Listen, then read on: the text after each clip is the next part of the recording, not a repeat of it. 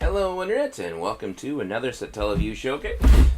Today we're going to be playing Radical Dreamers, which is it's basically a game that connects Chrono Trigger and Chrono Cross together. It's an entirely text-based game.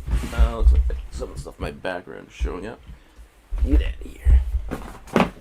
Alright, well, yeah, just a bunch of clothes.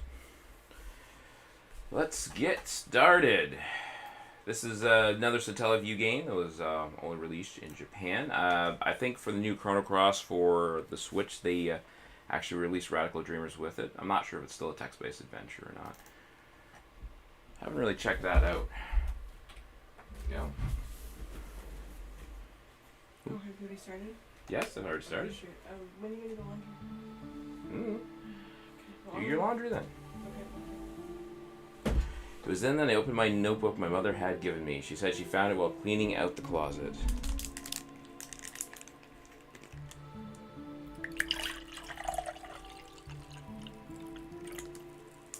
Crumbling and covered with dust turned out to be the diary of my long-lost grandfather. Sign into chat. Oh, that's weird. Do you still remember how we first met and all of our adventures since? It all seems like such a dream nowadays. You were a piece of a star that fell from the sky.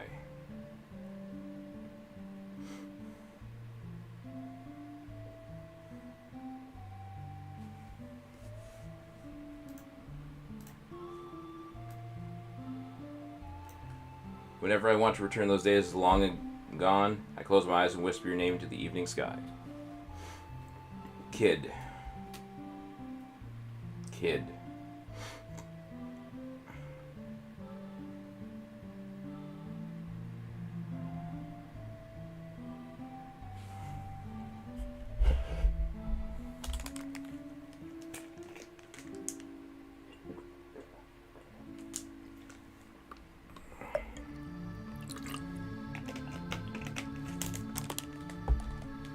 Kid. Hey, kid.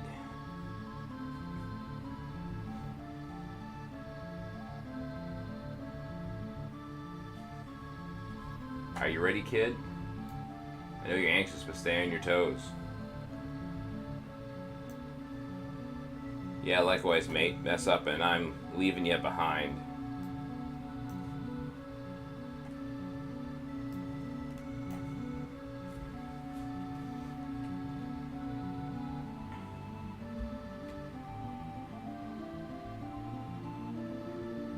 Come on, Magil. That bastard Lynx is gonna get what he deserves. Say your prayers. Not that'll do you any good.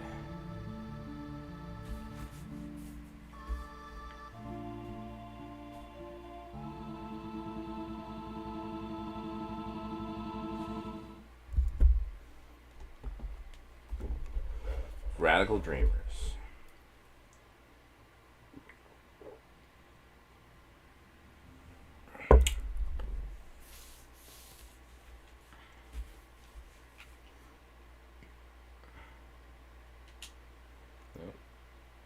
Was I supposed to push start? Oh, I guess I'm not. Alright, gotta push start then. Here we go.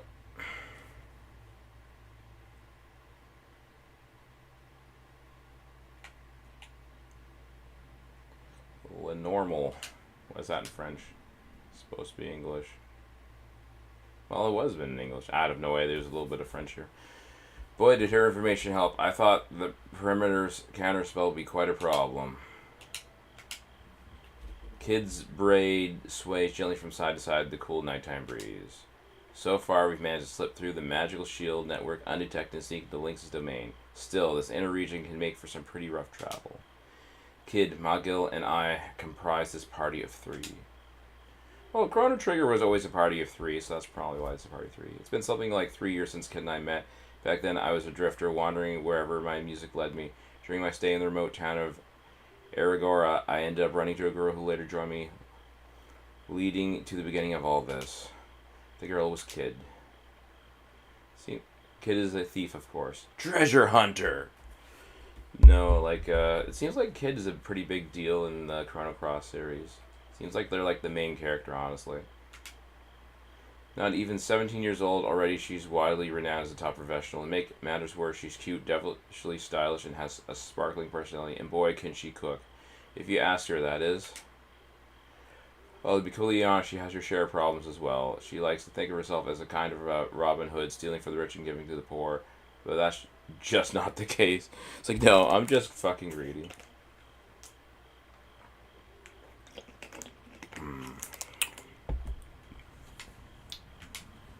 At times, her sharp tongue can get the best of her, viciously lashing out at anyone that stands in her way.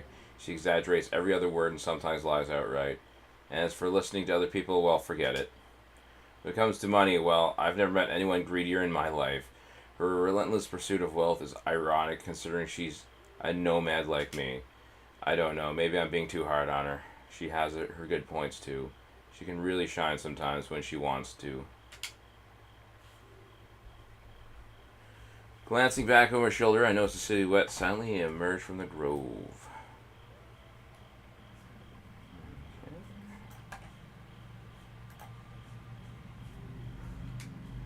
Magil, also probably known as Magus from Chrono Trigger.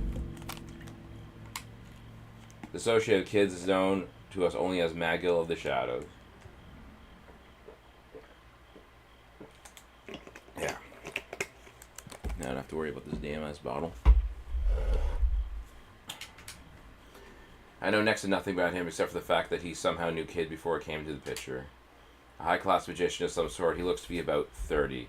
He usually keeps to himself, though. I wonder if Kid is the son of Chrono, or not son, but daughter of Chrono, and maybe like the princess or something. Or at least the princess's daughter. The top half of his face is covered with a mask at all times. I've never even seen what he really looks like. At times, it seems as though I'm hanging around someone from another world. Traveling with this pack is definitely an interesting experience. Kid's quiet about her past too, but it's like I know her entire life story compared to how little I know about Magil. From time to time, I found myself wondering who he is, where he came from, and so on. I'd ask Kid, but I get the impression she knows as little about him as I do. You might be wondering, how did I end up where I am now? Well, there's a lot of reasons, I suppose. I guess you could say that life doesn't always go how you plan. Suddenly, Kid comes to an abrupt stop. Seems someone wants to say hello. Out of a nearby thicket, two shimmering eyes catch my attention. Whatever it is, it's staring at me silently.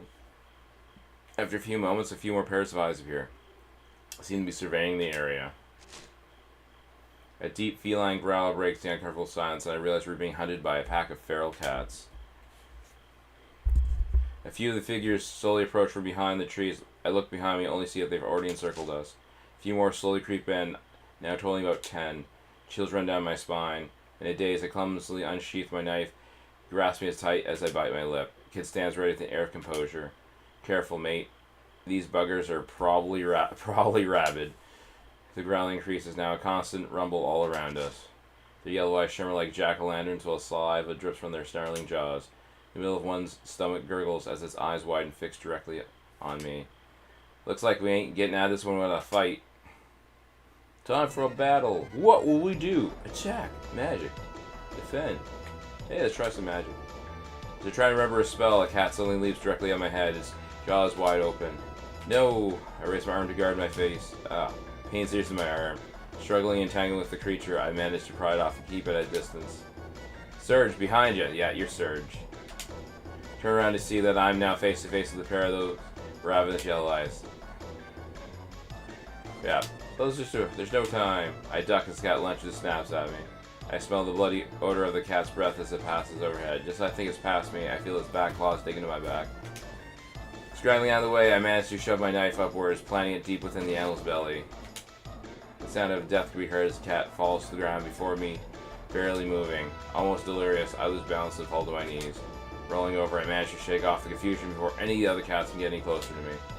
Take a deep breath and try to tighten my grip on my knife, now slippery with sweat. Then out of nowhere, a kid flashes across my field of vision, landing direct hit on the cat beside me. Man, Surge sucks in this game. Cat screeches in pain as kid pins into the ground, stomping, kicking with all her rage. Without a moment's delay, she boots the animal up underneath his shot. It moves no more. All of a sudden, the crazed atmosphere gives way to a war cry behind me.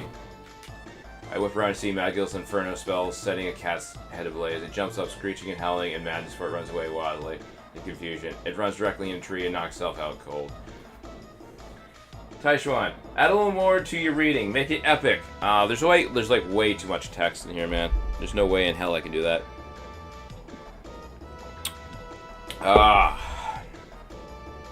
Also, Magil's probably like the best fighter here.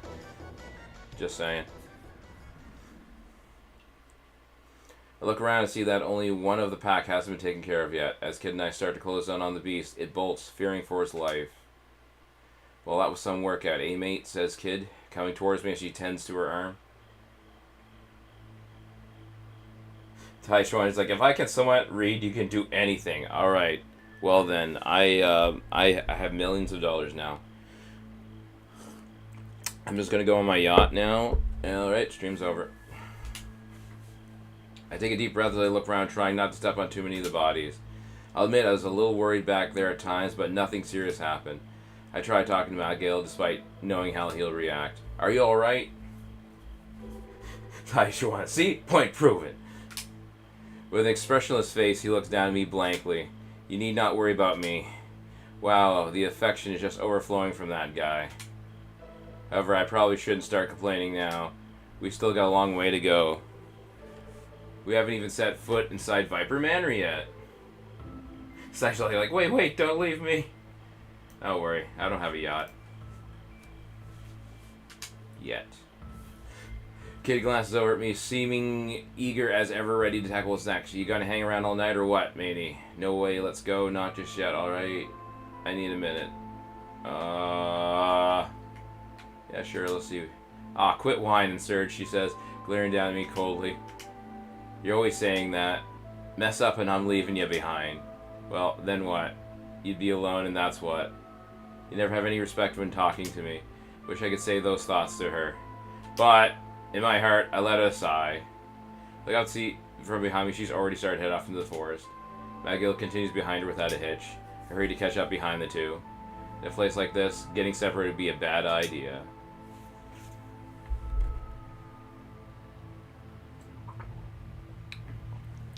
We continue to make our way through this natural labyrinth of wooden rocks. Somewhere quietly waiting within this huge forest, Viper Man beckons us. Deep within lies the treasure we've come for. Lord Lynx, as he's formerly known, is an aristocrat who governs the Aegeana outlands. From the way Kid talks, he's apparently an old adversary of hers. Tonight, our goal is Lord Lynx's most prized possession, a scarlet jewel known as the Frozen Flame.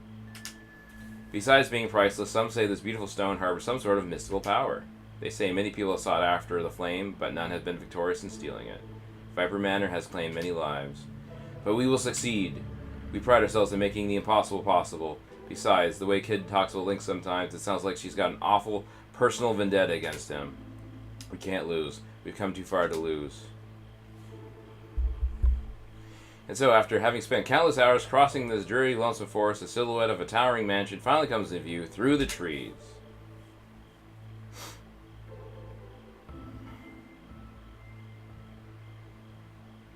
They put quite a bit of effort into this, honestly. We made it, Kid shouts. Your days are numbered, Lynx. Yeah, that's probably a bad idea to shout that when you're stealthily sneaking into someone's lair. Just FYI. We quickly make our move, quietly dashing out from behind a thicket. Once in the mansion wall, we creep stealthily along the perimeter, searching for an entry point. Yeah, sneaking at this point is kind of pointless.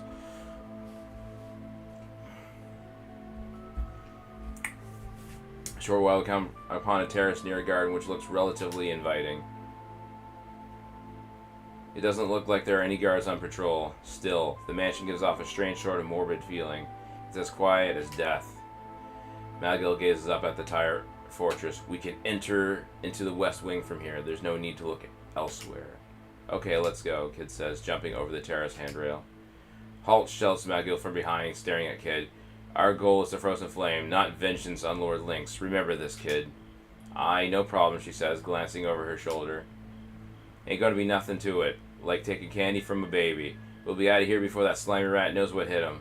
Yeah, low down, good for nothing bastard. I'll make you pay. There she goes again. Come on, I'm getting tired of waiting around, she yells before bolting into the mansion. Magill shakes his head in silence as I chase after Kid, already deep inside. The darkness engulfs me.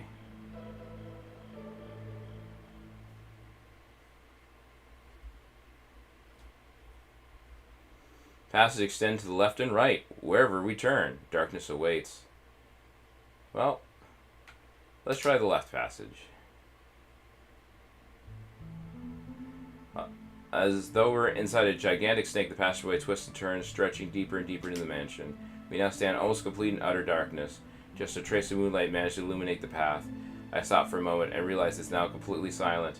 I feel as though we're being watched silently by every single being in this dreadful house. Taking a deep breath, I move on. Oh, back for the giant cookie sideshow on. Nice. And I set my foot down slyly with the stealth of a cat, yet so valiantly composed, Kid follows behind his stride, drifting in and out of the shadows. The macabre figure of Magill looks up from behind. The weaver of fate, Shirley Van House, taking notice of us, cradling us carefully in her arms.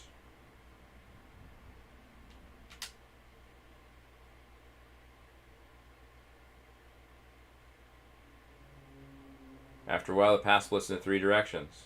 To the left is the ascending staircase, while the path on the right extends through darkness. Another passageway lies ahead. I guess I'll take the stairs.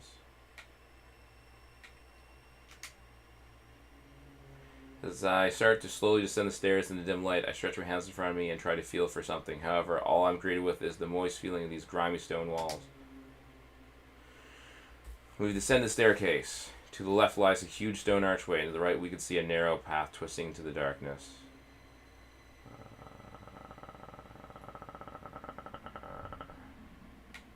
There we go, try left.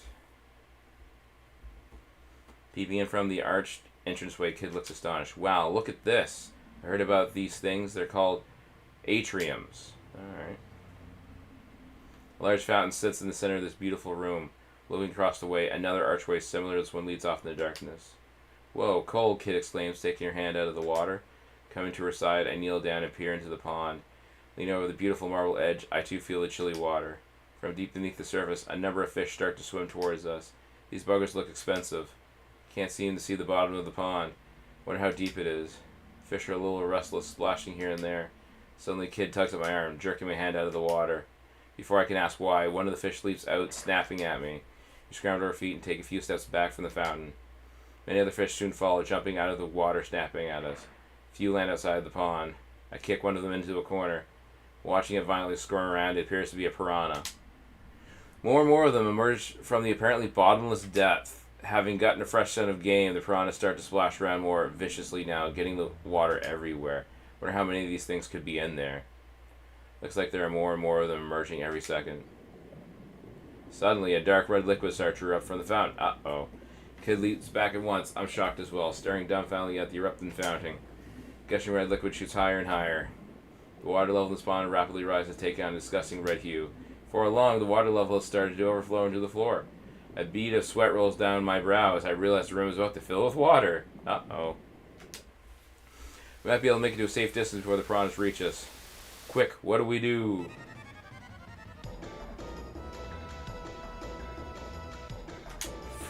Quick, exit over there.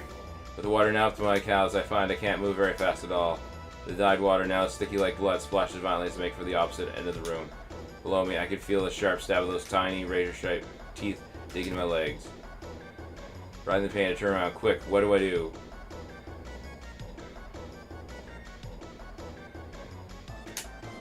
Come on, we gotta get out of here. Now! Setting my sights to the far exit, I start frantically splashing through the murky water. With the water level now raising up to move my cows, I find it can't move very fast. The room has taken on a nasty smell too, an awful mixture of blood, fish, and salt water. Ah! 2 fish have simultaneously bitten into my left thigh and right ankle. Hacking away at the 2, I rid myself of their visceral grip and continue to make a run for it. However, it's still a ways to the exit.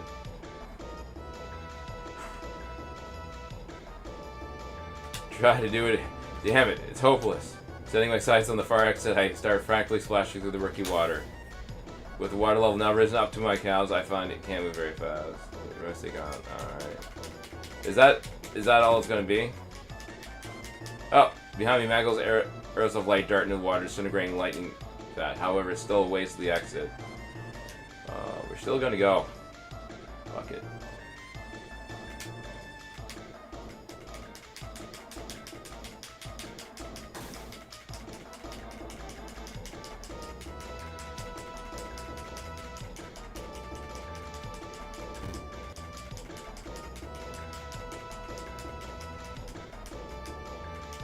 I now slip on a fish, sending me splashing into the water.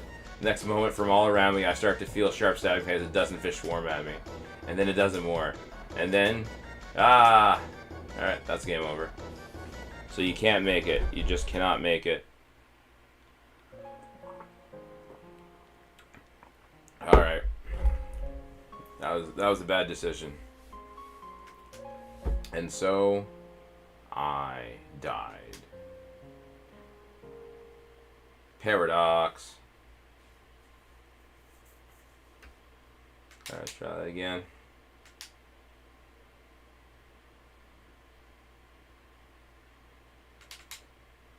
Actually, I should have done fast. Fast is probably a better idea. Oh. Yeah. Alright. Can I exit? Okay, so I can save or some shit. Okay. Alright, I can save apparently. I'll keep that in mind. I'm gonna put the fast text on though. Yeah, it's better.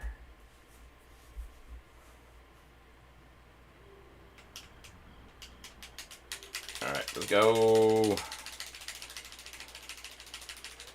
So I'm gonna save when we get to the next spot so I don't have to deal with this bullshit again.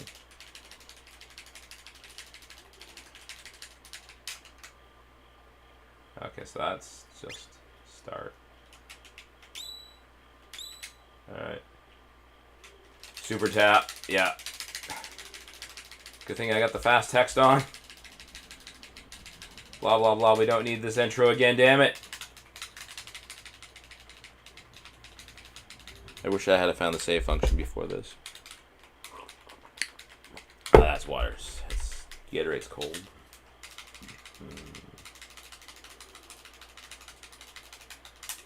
Just shut up, just shut up, just shut up, just shut up. This is fucking too long.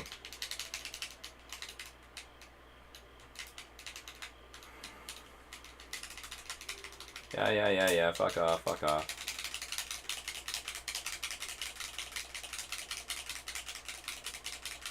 I really wish you could tap through this faster.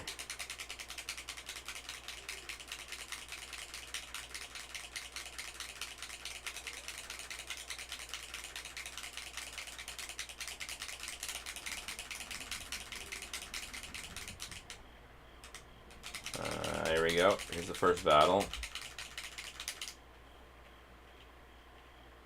I can probably save. Oh, can I not save right now? Oh. If you get into a battle, you can't save? Is that it? No, you can save. Good. There we go.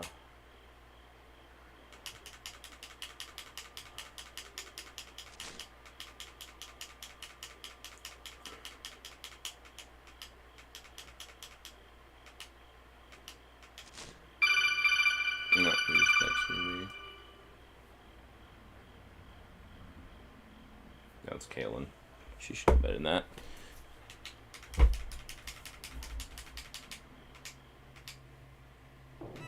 Whoa, what we do? Defend, defend. Try to defend this time.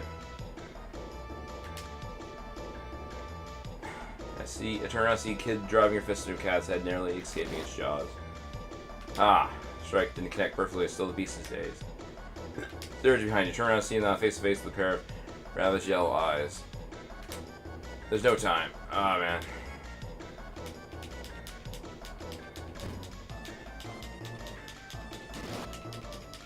Well, at least if you do defend, you don't get hit.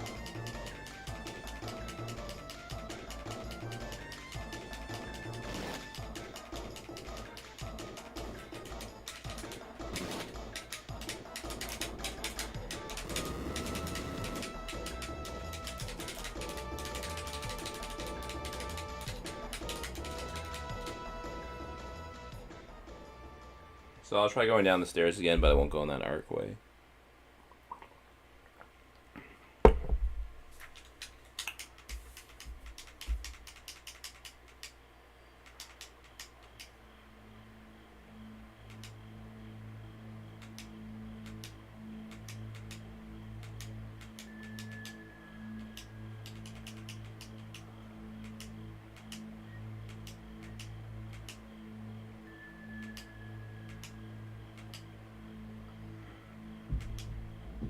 Hey, come here. Trying to ignore my expanse head over towards Kid. Good job back there, mate. She comes closer. I can see the reflection of the moon in her eyes as she gives me a warm, comforting smile. Come on, can't just stand around night. There's a treasure waiting to be found. I'm still lost in her eyes as she starts to set off. Magilla continues behind her without a hitch. I hurry to catch up behind the two. In a place like this, getting separated is a bad idea. So that's slightly different.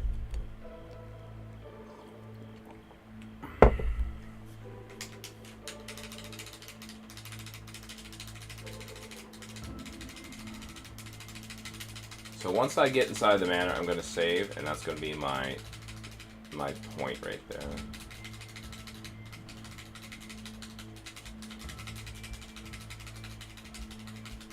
Because this intro is too fucking long.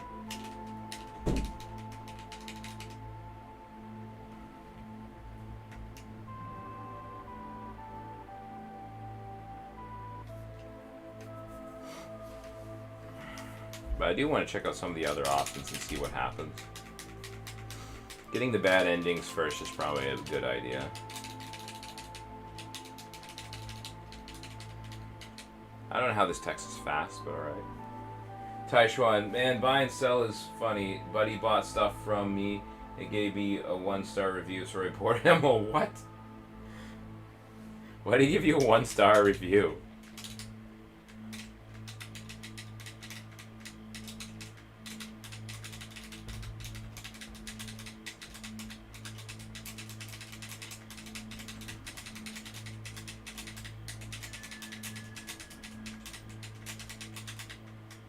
I have no idea, but reporters a fuck you. Yeah, well, yeah, it's like, I bought the item, but it was so high priced, so I'm giving you a 1-star because you didn't give me a discount. Just, what?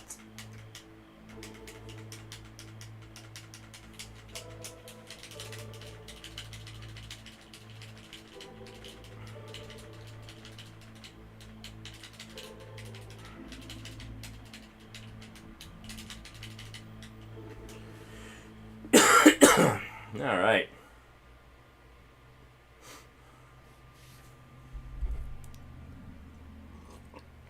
Alright, we're back to making some choices. Perfect.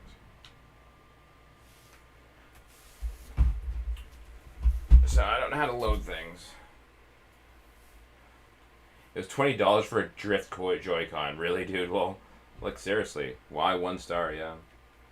I went left last time. Let's try right. As though we're inside a gigantic snake, the pathway twists and turns, stretching deeper into the mansion. We now stand in almost complete and utter darkness. Just a trace of moonlight manages to illuminate the path. I stop for a moment, realize it's now completely silent. Feel as we're being watched silently by every single being in this dreadful house. Take a deep breath and move on.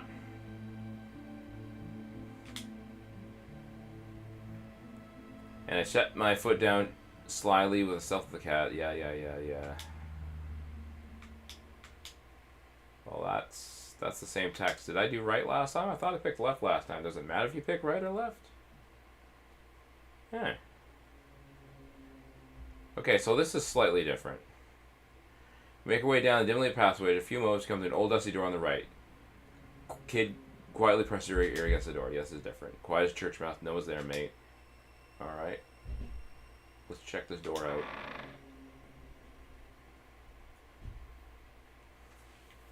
What's all this junk? Must be a storeroom or something. Seems like this is the inner mechanics of a clock tower. However, the gears look old and rusted and cogs are spinning round without connecting with their proper teeth. I doubt the clock's still in use today. The room seems to be currently used as a storage area. A large object catches my attention off in the corner of the room. It's too dark to walk over to see what it is, though. Do not touch anything out of the ordinary, Ma Gill says abruptly, sending a sudden shock down my spine. As he says this, I see Kid emerge from the shadows, dragging a large object into the middle of the room. Yeah, of course. It's a large antique sword of some kind. We've got no use for that old thing, Kid. All it'll do is slow us down. Besides, we probably won't even get much money for it. I reckon it's worth a lot to the right buyer, like an antique collector or somebody. Sulking Kid quietly lays the sword down.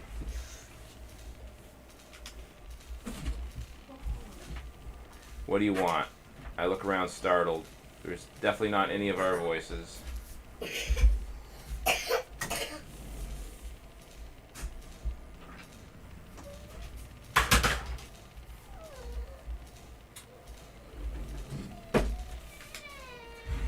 Kid and Ma Gill immediately take position, focusing their attention towards the source of the voice. Who's there? A figure suddenly steps out of the darkness. It seems to be an old short woman with a large hood over her head, although it's fully covered, it's obvious she's quite old. Nah, it's just some old hag, says Kid. Ma Gill's sharp gaze on the woman remains unchanged, however. Heh. What an energetic young lady. You haven't come here this late in the evening to drop in on some friends, I'd imagine. I glance at Kid. Perhaps you have some score to settle with Master Lynx? My heart jumps. This is definitely not good. Will she warn the rest of them about us? There we go. Kid's eyes narrow. If we did have a score to settle with that bastard, what's it to you? Heh, just as I expected. The old woman cackles in amusement. Children. They're always so interesting like that. So imaginative, yet so predictable. What do you talk about, old lady?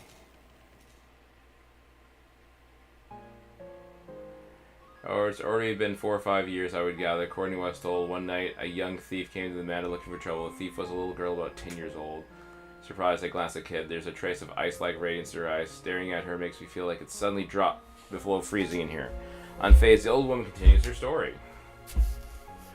The girl was an orphan. She had up the face Master Lynx all alone, hoping to avenge the girl who had cared for her like a big sister. But after all, she was alone. Outnumbered and overpowered, she was eventually defeated and captured by Master Lynx's henchmen. As an ally, Master Lynx can be quite an asset. However, as an enemy, he can be one of the most fearsome men alive. If not for a friend who sneaked in and secretly rescued her, she surely would have perished. But from what I've heard, this mysterious figure who could allegedly slip in and out of shadows was the subject of many whispers throughout the manor, long after this incident had come to pass. Not moving a muscle, I try looking for Ma Gill. He's nowhere to be seen. I only guess he's sporting one of those trademark expressionless faces some off in the darkness. The inhabitants of Viper Manor don't condemn the unfortunate because no one can win all the time. However, from time to time, the gods of fate have been known to cast down those who have too much good luck, throwing the cogs of time out of order. It's not wise to try and stand against fate, continue to repeat one's mistakes time and time again. The old woman continues staring at Kid, smiling sweetly. If you want to steal the jewel, and if you really want to beat him, you too must give up your most valued possession, Kid. As long as you cling to it, the hands of your clock will never budge. They'll stay frozen, trapped in the distant past. Who the bloody hell is this old hag? Me? Oh, just an old lady. Pay me no mind. Thank you for listening to this old maid for such a long time. Certainly hope I haven't delayed you, but before you leave, which one of you... With that, the woman looks in my direction. Ah, yes. You look like you got a bit of a scrape there. Why don't you let me have a look at it? What should I do? Don't know whether to be petrified or recover all this.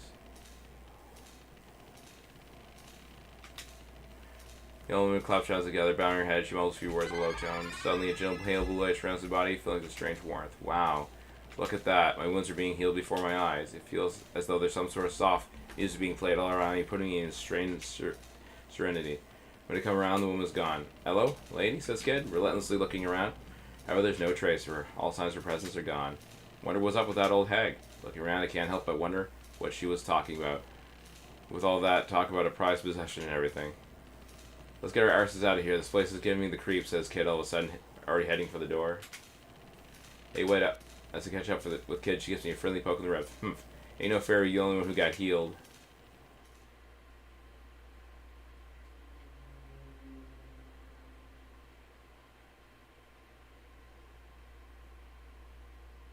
Alright.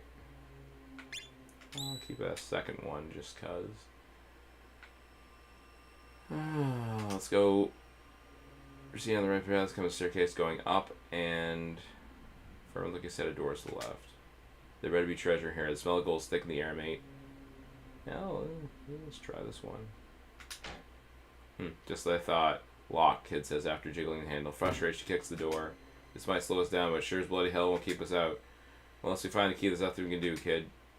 Let's get to it then. I bet Link's got a stash in his room somewhere, the bastard. If he'll do anything, we'll look. Alright. Check the stairs then. With Kid and Lee, we ascend the narrow staircase.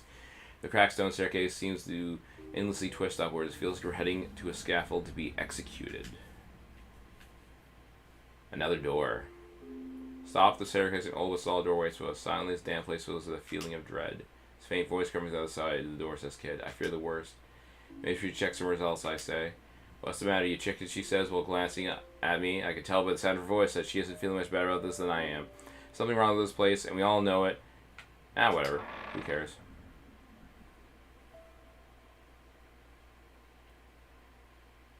Small room. One you find in the stone tower. It's empty, and I can't find a single window in it. What the hell kind of room is this? So she's trying to hide it. I noticed a shiver running down Kid's spine. There may be something useful in here. Let's search more closely, Maggle says quietly.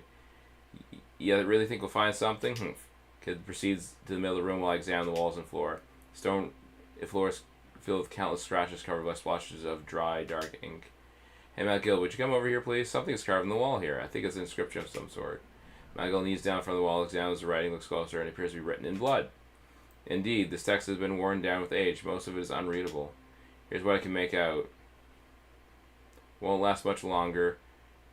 Alessa Dragoons need the enchantment Nan sword in order to proof. Without any more, the door slams shut. We stand up, taken by surprise. The suddenly an old rumbling starts to fill the room. What's happening, Kid shouts, looking around frantically. What's that above us? We're fucked. I think we need an item to get through here. What now? There's no time to lose. Try to stop the ceiling, break through the wall, try to ram the door. Kid flies there, ram against the door. Bollocks. Angle streaks across the room like a hurricane, dash against the solid oak. Door creaks but holds tight. My turn. I ram the door with all my strength. Rah! Heavy shock shoots through the body, but the door won't budge an inch. The rumbling continues to get louder and louder as the rusty blades are eager to greet us. Surge, Malgil, come on, together. Three of us start to ram against the door simultaneously with all our strength. Door hinge gives. We stumble aside, barely escaping certain death. Behind us, we hear the gut-wrenching sounds of blades meeting the stone floor. I watch the morbid scene in a daze, grasping huge breaths of air. Alright, well, that was fun. Finally, the grinding sound fades away. It seems like the ceiling has stopped. Damn, that Link's toying with us like that. So this is a torture chamber. I wonder how many of the Alicia Dragoons it claims, Mongo whispered. Who, I asked? The Asia Dragons. They were once elite force, serving General Viper, a powerful man who used to rule the western territory of... Oh, man, these names. Gersbil. They were defeated more than 10 years ago but by the very hands of Lord Lynx, but the looks of things we have apparently found their resting place. Yeah, who cares, this kid, as she stands up. Generals and knights and everything sounds like some old bedtime story. Michael shrugs his shoulders in silence as we start down the stairs, eager to get away from this awful place. The kid leading the way, we descend the stairs. Alright, so we've already done all this.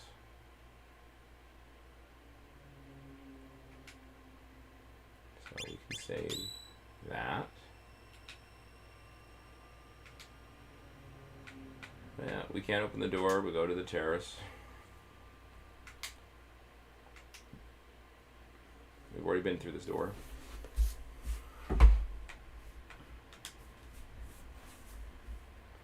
A sudden chilly wind blows past me. Not only that, but also a thick fog has started accumulating all around us. We're in trouble. Swirls runs faster, faster. After a few moments, it congealates before me, forming some sort of humanoid shape. It's a poltergeist. Don't move. Kids whispering does nothing but add to my increasing feelings of fear and dread. How are we supposed to fight something that doesn't even have a body? Right beside me, a low voice starts to echo throughout the dim hallway. It's Miguel. He seems to be using some sort of candies, but what am I going to do in the meantime? I reach for my knife, try and pull out my game face. My weapon extended, I focus my attention out of the tip of the blade. Suddenly, an icy chill blows through me. The temperature seems to be dropping at an alarming rate. Cold. So after shiver more and more, I realize my knife isn't going to do me a bit of good against this thing's magic. So cold. Feels like though I could tip over and shatter to 1,000 pieces. Surge, come on, mate, snap out of it. Sounds the kid's voice pierces into my consciousness like a hot knife through butter. However, I quickly start to lose it once again. She runs to my side as I start to tumble over. With my last few bits of energy, I open my eyes and see Magil letting loose some sort of spell, streaking towards the poltergeist. That's it, Magil. You're the fucking MC right here. Am I dead? Surge. Hey, Surge, you with us? I hear as I realize someone slapped me over and over. Kid, I shout, groggily getting up. How long was I out for? I feel so weird. Come on, what are you waiting around for? Kid stares blanketly. I really think I'm starting to get the hang of this whole fighting thing. I'm barely hurt at all. You got a thing or two to learn, but you're getting there, mate. Kid's mischievous eye sparkles a glance there for a moment in a dim moonlight. Head off down the corridor, ready for what's next. Alright, sure.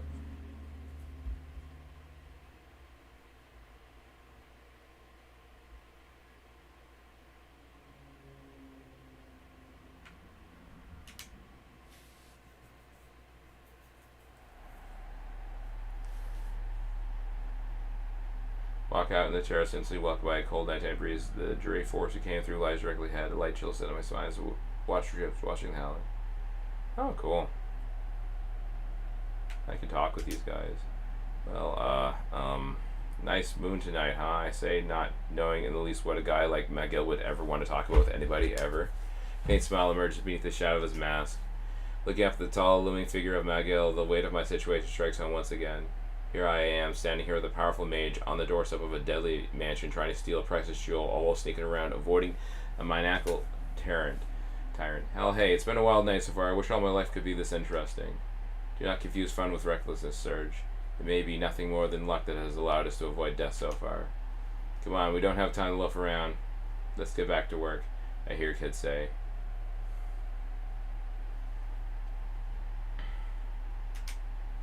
We gotta get that bastard.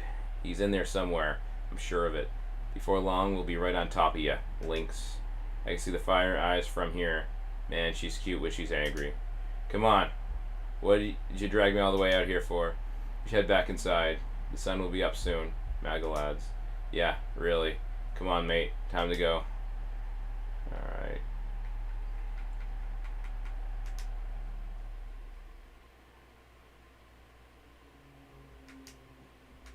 Yeah, we want to go left. Alright, now we're back on track. Oh, yeah. We're going to take the stairs again.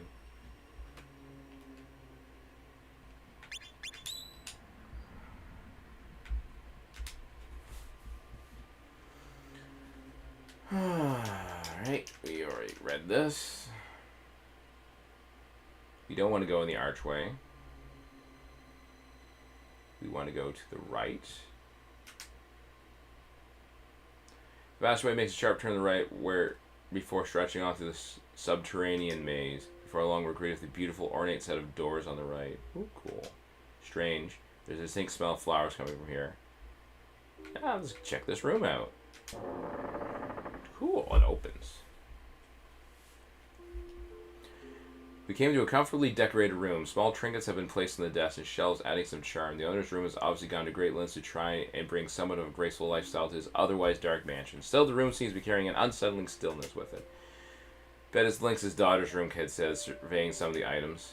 The letter on the desk and the warm teacup hint of a woman living here. However, after searching the room, no one is found. All we found is various odds and ends, a beautifully arranged set of flowers, a white handkerchief carelessly tossed aside, a small bottle of perfume, and so on. All this stuff adds atmosphere to the room. None of it is really worth anything to us. Kid also seems to feel this way, disregarding most of the stuff in here. Speaks with a small box decorated with a serpentine coat of arms, however. Like the rest of the items here, it looks like it's of little worth to us. What should I do now? Let's see. As Kid opens the box, a comfortably melody fills the air. That song, Kid suddenly says, standing up beside me. I look over her, seeing her expression has changed to a vulnerable curiosity chasing a long-lost memory. You know the song, Kid? Yeah. A long time ago, someone I knew used to sing it to me. She turned away from me, rubbing her eyes. Kid, I say softly, putting my hand on her shoulder. After a moment or two, she looks back at me, tears are running down her cheeks. Without saying a word, Kid walks quietly to the door. Hey, wait up, Kid, I say, chasing after her. From here, the password.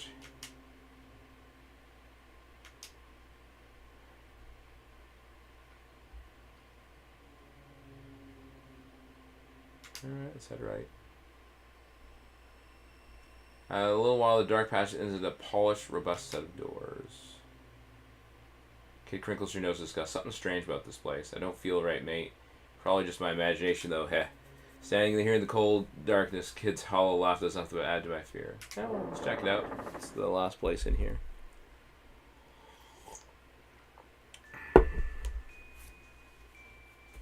These are apparently Lynx's quarters. No one seems to be here, however. We're right on top of you now, Lynx. Say your prayers, you bastard.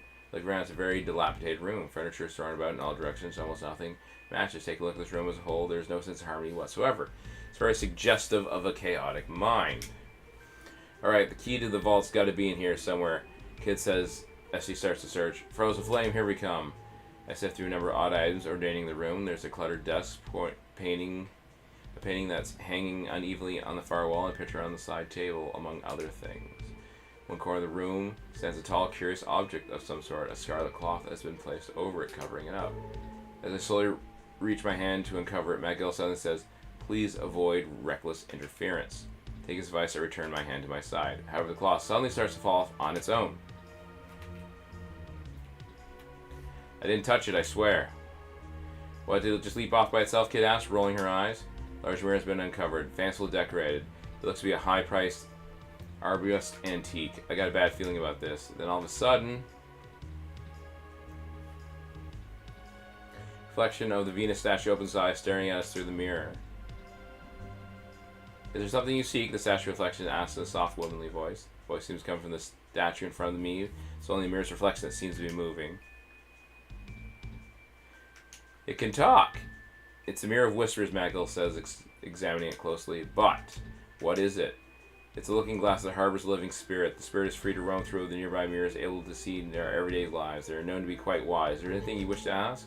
Wow, a million questions comes to mind. There we go. Ask about Kid's measurements. Kid's measurements burst out of my mouth with a big smile. I duck out of the way as Kid begins to slap and punch me, desperately trying to keep my eyes in the mirror. Suddenly, its surface begins to ripple. Could it really know this much? Boy, this is going to be good. Slowly, numbers start to form on the dark surface. 6, 6, 5, 9. 6, 6, 5, 9. What kind of measurements are those? Momentarily catching her attention, Kid also stares at the numbers, scratching her head. After a moment, Magdal answers a simple answer in apathetic monotone. Height, shoe size, ring size. What? Oh man, what a chip. Excuse me, Miss Venus. Ma'am. However, the mirror had already returned to its normal appearance, reflecting nothing but the ugly room back at me. The spirit has apparently migrated to another mirror, Magdal says. Really? You can do that? Damn. Laughing at my misfortune, Kid asks, come on, what more could I ask for than know the great Kid's ring size? So, which did you want to buy me, Serge? Clothes, shoes, or jewelry? Me and my big mouth.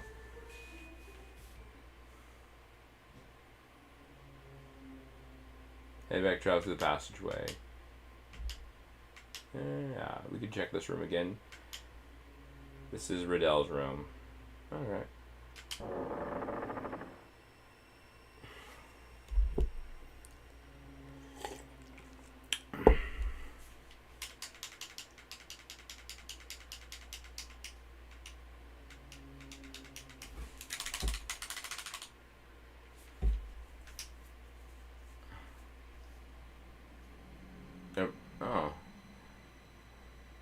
A breeze came. Rushed me. Wait, the window was open before. Someone was just in here, it seems. Let's come back another time. We don't want to get caught snooping around. For the time being, we leave Riddell's room. Okay, so that was different. Okay.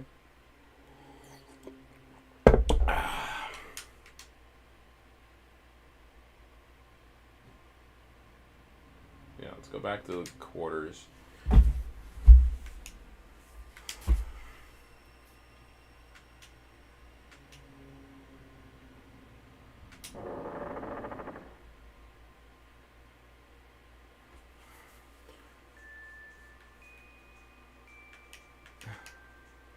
I should have the keys in here somewhere. Though the Mercury house where it is, revealing a large silk claw. Yeah. Yeah, we can ask questions again. That's good. I'm gonna go through all of the stuff first. Let's go inside Link's mind right now. I ask as my curiosity momentarily overcomes my fear. Serves the mirror ripples gently before fading in darkness before long. A sentence of white text begins to materialize. Huh? Kid asks, pressurely staring at the test. What's be so kind and find him by yourself supposed to mean? That's your answer, you damn ear. You just want to go smash and don't you? She yells, stepping towards it. But there is clarity begins to fade, and all the remaining text becomes too foggy to read. Kid shakes the mirror in anger, but the mirror seems to have lost his vision. Damn mirror.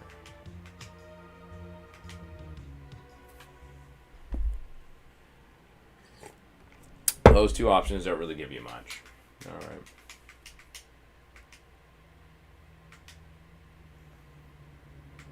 Whatever's come closer and closer. Alright, so there's a fight because I'm screwing around too much. Goblins. Sound of iron armor cloaking against stone floor, I'm sure of it. Instantly getting stage ready, grab my knife and fix my stance. Exchanging glances, kid. She seems ready for anything. Don't get ahead of yourself, mate, she says with an ornery smile. Okay, let's do this. That was a goblin. Oh, nice. Goblins about to 5 and all. They seem more intelligent than usual fare. Probably do some awful form of education and human torture and suffering. Each of them as tall as McGill, but at least as twice as thick. Each of them is equipped with Morningstar as well as a mace at their side. These chain-bound, spiked metal balls look deadly from here. I hope they aren't as skillful as things that we think they are. Laughing heartily at us, the one in front starts to swing his Morningstar over his head. Dave's over. But nothing happens. I look up, only see the goblin head swung flying out of his hand. Landing clear behind it, looks at me, quickly backs away, hoping I won't take advantage of the situation. Heh. Mago's thunder voice booms out. Search, take his weapon, now! Go for it. Gash where the huge ball of chain was dropped and snatched up carefully, not take my eyes off. They start swinging above me faster and faster. And our little ramps into the goblin's helmet with a dull echo. Controls the ground instantly. I think it's going to get up anytime soon. See if Kid needs any help. Kid's currently busy, 2 goblins of her own, nimbly evading both attacks. She escapes from between them, forcing the smash into one another. There's no doubt. Flows like a butterfly, sting like a bee. The war she lives by here in the thick of combat with a single problem, handle herself. Kid's truly a natural. However, the 2 goblins are down, but definitely not out. Take advantage of the situation, dash over and snatch a Morningstar. One of the goblins drop, joining the brawl. I wait for behind to take aim. The goblin hasn't taken notice of me yet. It's now or never. With all my might, I swing the Morningstar downward. The heavy spiked ball strikes the center of the goblin's helmet with a loud clank. Its cold, dangerous eyes suddenly take on a hazy look as it stumbles and falls. Look down the lifeless mass, staring into the whites of its motionless eyes. You okay? Asks Kid. However, she says nothing. Cleaning the blood off her blade, she walks over toward me with a frightening look on her face. She glances down at the heavy iron ball dangling from her hand and says, well, somebody had to do it. And so, looking back into my eyes, Serge, you need to learn how to pick your fights. You don't have any experience with the Morningstar. You're lucky it wasn't your head bashed in. I was sure she was going to yell at me for something, but for some reason she didn't this time. Don't get too excited. You're not all that, but good job, mate, she says, pressing her soft, warm lips against my cheek. I really think I'm starting to get the hang of this whole fighting thing. I'm barely hurt at all. You got a thing or two to learn, but you're getting there, mate. Kiss Mischievous eye sparkles a glance at her for a moment in the dim moonlight. I set off for down the corridor with her, ready for what's next. Alright. That's a good time to save. I didn't get hurt at all in that fight. Yeah. We gotta...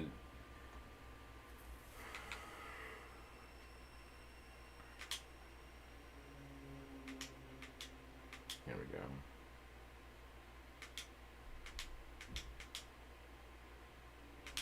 Perfect. Let's go back in here. Ask the last question.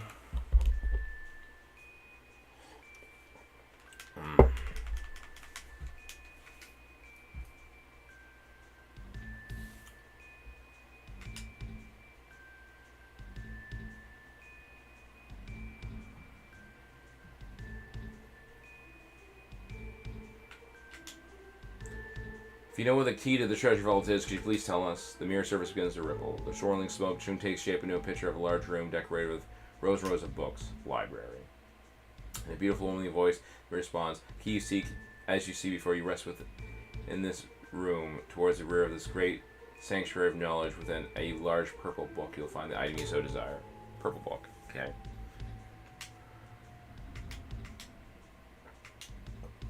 Alright, let's find that place.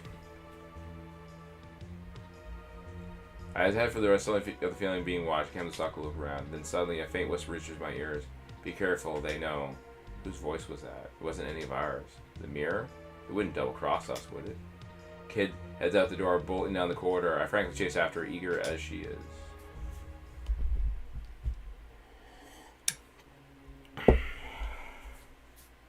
Heading back, we travel the passageway. Come to the beautifully decorated store. Yeah. You don't need to go in there. Keep on walking.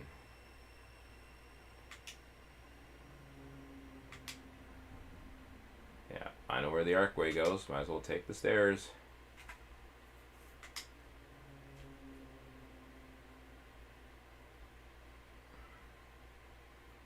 Trace.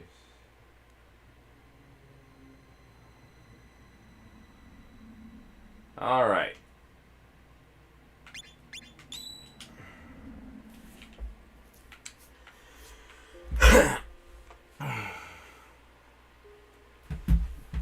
I might as well do a save state while I'm at it, just in case.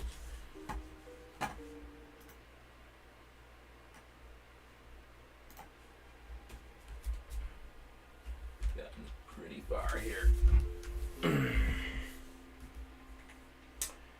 So, dark passageway, left path. I'll take the left path. After a while, we're at a beautiful decorated set of double doors. Ooh. Alright. I think I took the left path, I think.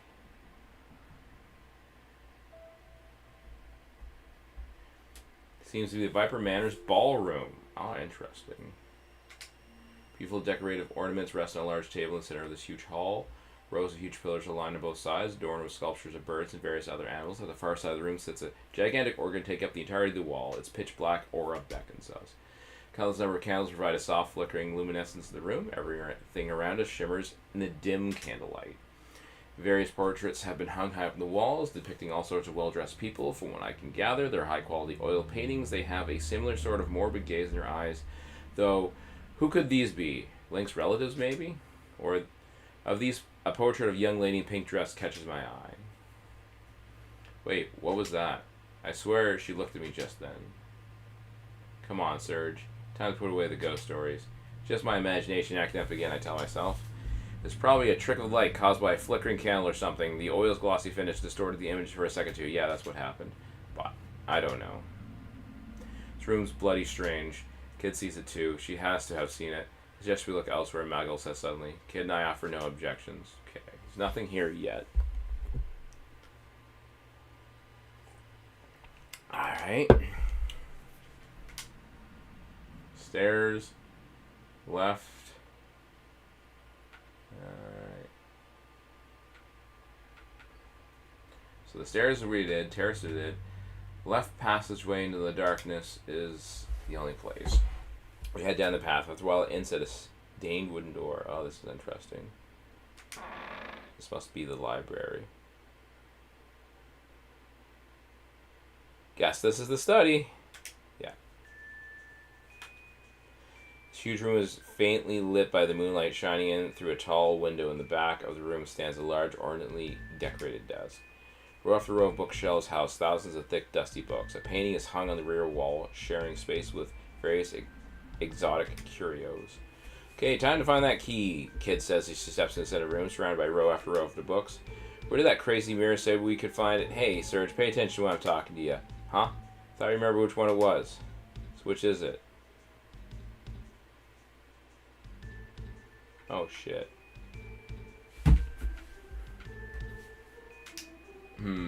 Pretty sure it's that purple book over there, I think. Which one? Oh, I see it. Kid pulls a brick to the bottom of the shelf while she shows flipping with the keys. Suddenly, old brass key falls out of the book, hitting the ground with a clank. All right, the key.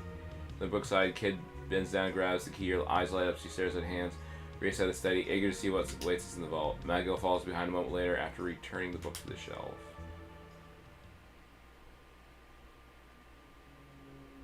With a steady, retrace her steps to the dark passageway. Finally, the passage comes to the three-way branch.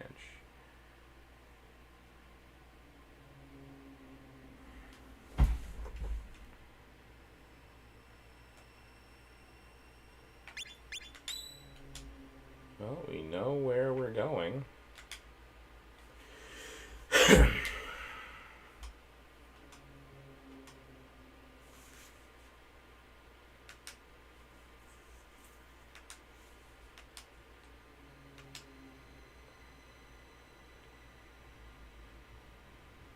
So that antique sword is probably useful later. Go down the hallway. Ah, shit. Not this again.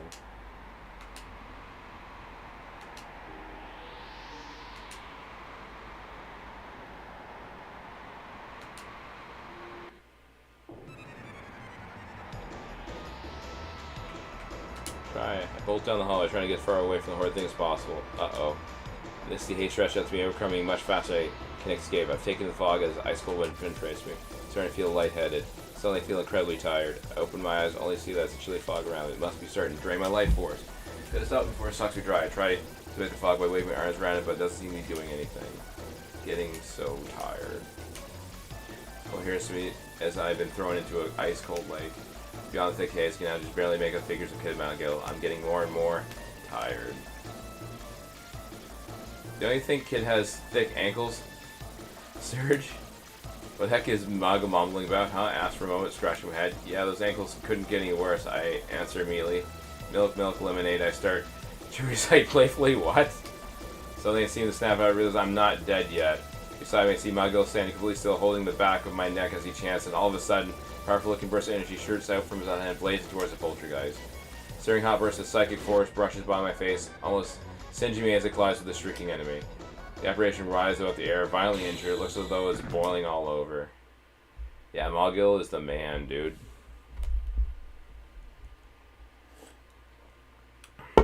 Sir, you still with us? I hear as I realize someone slapped me again and again. Dazed, I stumble back to my feet. All this magic's making me dizzy. Had you counter the poltergeist attack directly through your body, Serge? Muggill says, you will survive. Come on, we're running here for us. Kid stares blankly. I really started thinking hang of this whole fighting thing. I barely heard it all. Yeah, so you get, after every battle, you get like an evaluation. I don't think there's really any way you can get hurt from the poltergeist, really. Alright. We can go inside. We've got a key. I'm just going to save that there until I learn how to load the save and get more comfortable with that. Alright. Go inside. Better open now, says Kid, putting the key we found in the lock. The lock clicks. We're suddenly showered in all colors of light. Yeah, you know, must have been an enchanted lock. Wherever's on this side of this door, it's got to be good. Yeah, well, you know, that's probably alerted somebody, too. Heavy doors open slowly. Inside the room, a gasp at Austin's spectacle laid out before our eyes. Despite the sparse light, a brimming mountain of silver, gold, and other precious-looking artifacts shimmer and twinkle throughout this huge treasure vault. Kid is almost drooling at the sight, but to be fair, something like this would captivate most people. Enormous heaps of riches are piled before our eyes in amounts most people probably never see in their entire lives. It looks to be authentic. Remember, our goal is the flame. Do not waste time with frivolity, says Muggill flatly. Geez, I told you, I know. Regardless of Muggill's warning, Kid can't help but be taken aback. She gawks at the room's contents in awe until... Hey, what's that? In the back, on that pedestal. There is a palm-sized jewel radiates as a pale crimson light, resting patiently behind the other treasure. It looks as though it's a roaring flame that's somehow been frozen in time.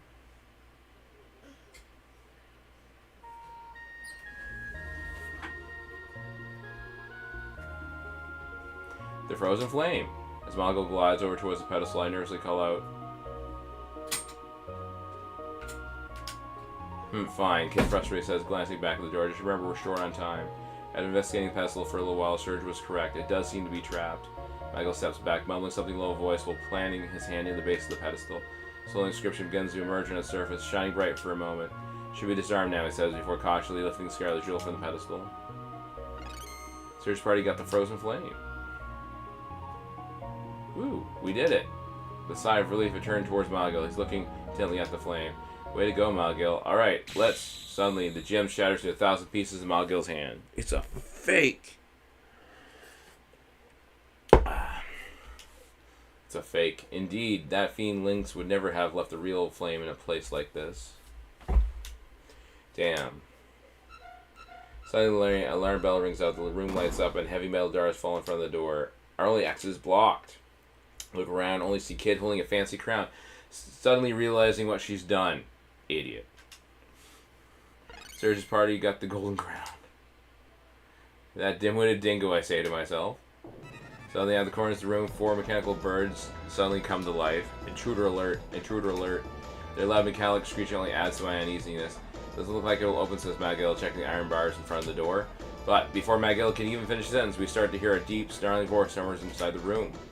Which way is it coming from? A heavy voice asked. Sounds like a treasure vault's alarm to me. The voices continue to get louder and louder as we stand motionless inside the room. We silently gawk at each other, hoping any one of us will have some sort of plan. Kid hides herself under a mountain of gold coins. Quick, hide, mate! Frantically look around the room. There, over in the far corner, there's an empty treasure chest behind the post. I dash towards to climb in and close the lid.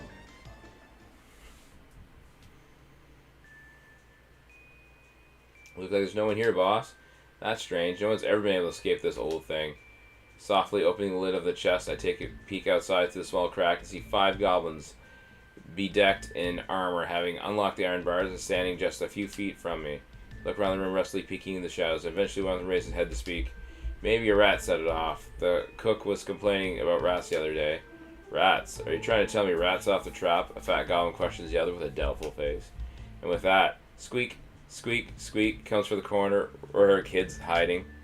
Taken aback, the goblins stop moving and look at each other. After a while, she softly strokes his chin and says, "No, actually, wasn't it stray cats that the cook was complaining about?" Meow, meow, meow. Got the voice a second time. Again, the goblins glanced at each other. That's strange. What I heard was a vicious hecarim that raided the pantry, I think. Not a peep this time. I can only picture a kid racking her brain trying to think of what a hecarim sounds like. Just as I thought, a thief, says one of the guards. But just as they started to approach. Hecaran. Oh well, then it certainly is a hecaran. Without a doubt, one of them says, exchanging smile with the others. Well, that's pretty frightening then. Come on, let's get out of here. The pack begins to file out of the treasure vault.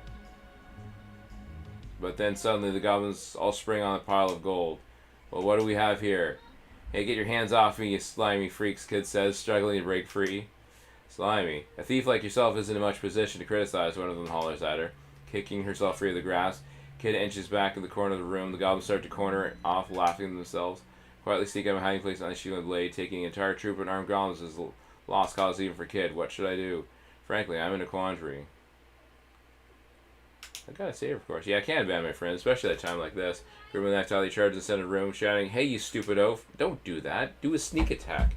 They all turn around, staring blank for a moment before the expression turned to rage. "You came out here to die, didn't you, little man?" Gulp. "Your lips are trapped in your head that badly? Well, I suppose we accommodate you," the goblin boss says, giving a deep laugh. Without a moment's hesitation, Kid shouts back, "Don't think you easily pick a fight with like a great kid and get away with it." "Wait a minute, so you elusive kid?" the boss asked, as his eyes softly narrow. "How sweet this is. Perhaps if I deliver your head to Lord Lynx, he'll give me a nice reward." The boss goblin takes its morning star from its side. The huge iron ball jangles to the floor. Please don't confuse us with just any ordinary goblin, striking fear in the hearts of men everywhere. We are Lynx's elite security force, the fearsome magical gobbler team.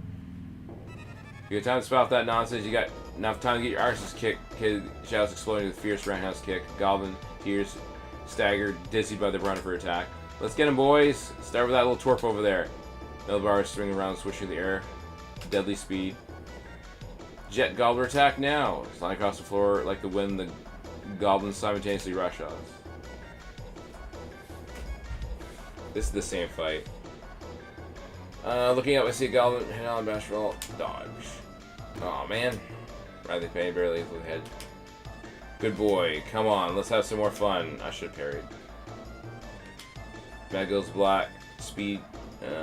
Countless number raid. They fly like homing missiles. One of the goblins cutting it to shreds. How can a human have such power? Who are you? Rah! The goblin shrieks in fear. His body utterly torn to pieces. Magel's expression remains unchanged as he silently string looking for the next target. The huge eyebrow whistles through air, swinging down toward me. I squeezed his camera roll over to try to dodge the attack. Yes! The iron ball smashed the floor, sending sparks flying everywhere. I see by a hair's breadth. I frankly scramble away from the weapon. Look up, all I see is goblin coming head on, ready to bash the weapon. Parry. Frankly parrying the goblin's attack, I try to lunge with my knife. As quickly as possible, slice the goblin's side. It lets out loose a gnarling scream of pain as his putrid face contort in agony. Just then I start to hear an odd howling noise from behind me. Turn around and see Magel's black wind spell streaking from his fingertips, transforming him in air into a countless number of razors, like homing missiles into one of the goblins, cutting to shreds. How could he have such power? Oh yeah, Magel's the man. Now the huge iron ball was there, swing. Oh yeah.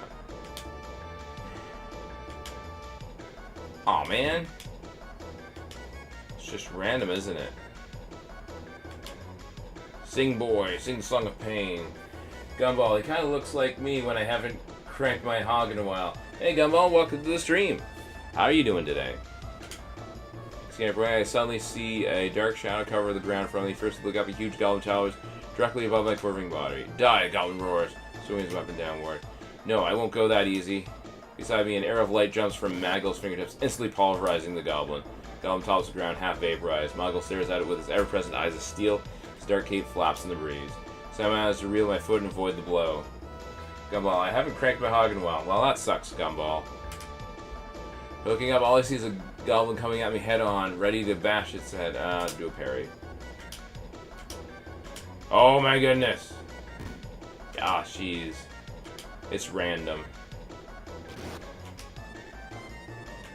There we go. Good thing I have a lot of health right now.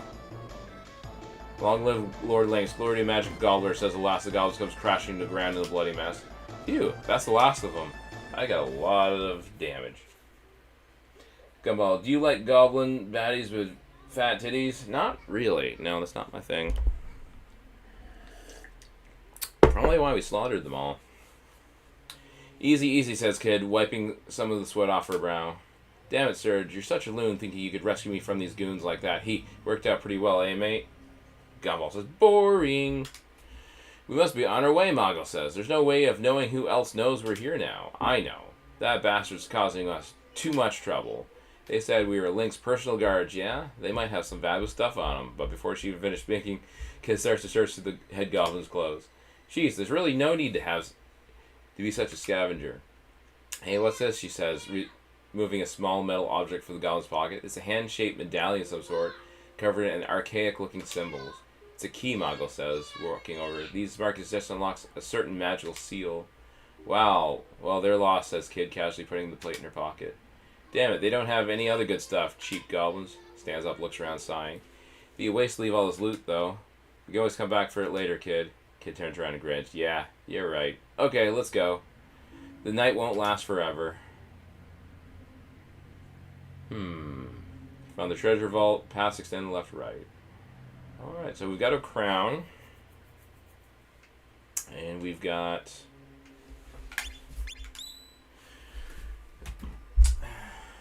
we got this medallion thing. I wonder if that works with the sword. Well, we'll try it.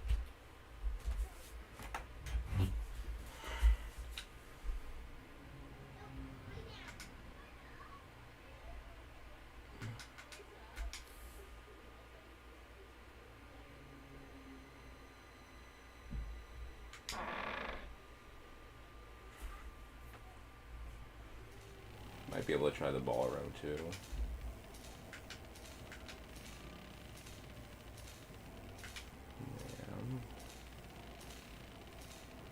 Well, if you're not here to say so, old hag, silence is deafening. It's a waste of time. We should investigate elsewhere, says Magel, turn around and heal. Yeah, no. Can't find the sword then.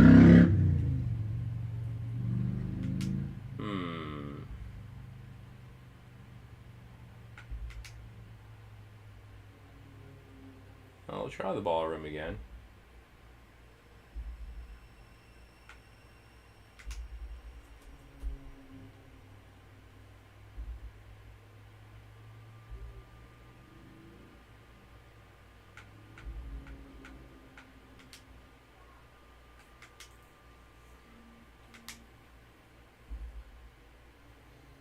If not, we got to go through that that room with the fishes then. No one's here still.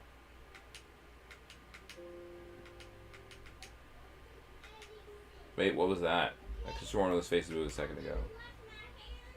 Come on, Surge. Enough with all this. It's probably a trick of light caused by flickering candle sub. The candlelight distorts the oil velocity of for a second too. That's probably what happened. But maybe. Just to see that. So just look elsewhere. Yeah, no. It's only one place to go, really. We go down the stairs.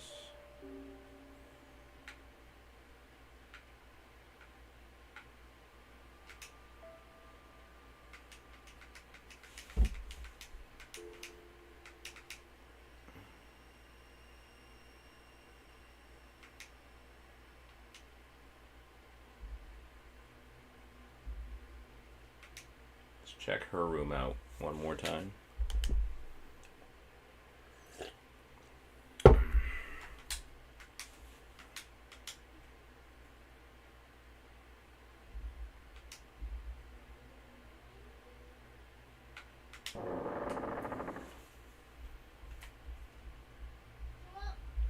Come to a comfortably decorated room, all trinkets have been placed in the desk shelves, adding some charm. Blah, blah, blah, blah.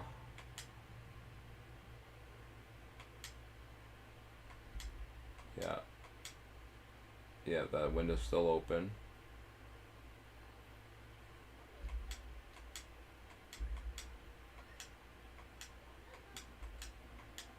Okay, so we gotta go through that stone archway, probably. We gotta figure that out.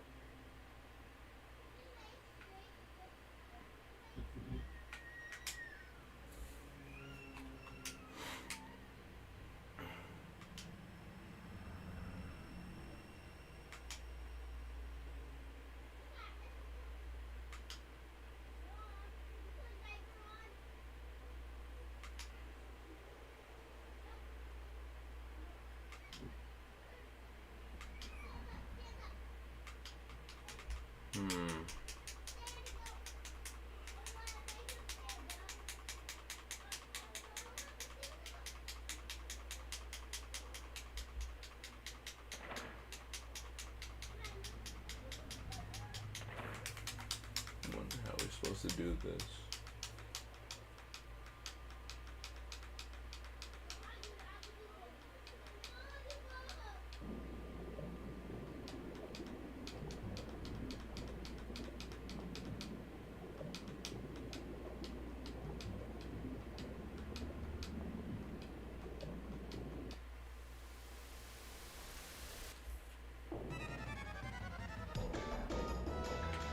No, let's try fighting them.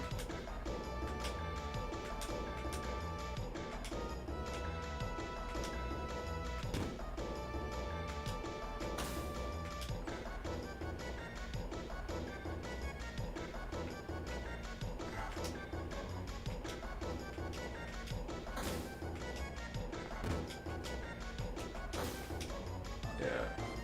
How are we supposed to do this then? Something's not right.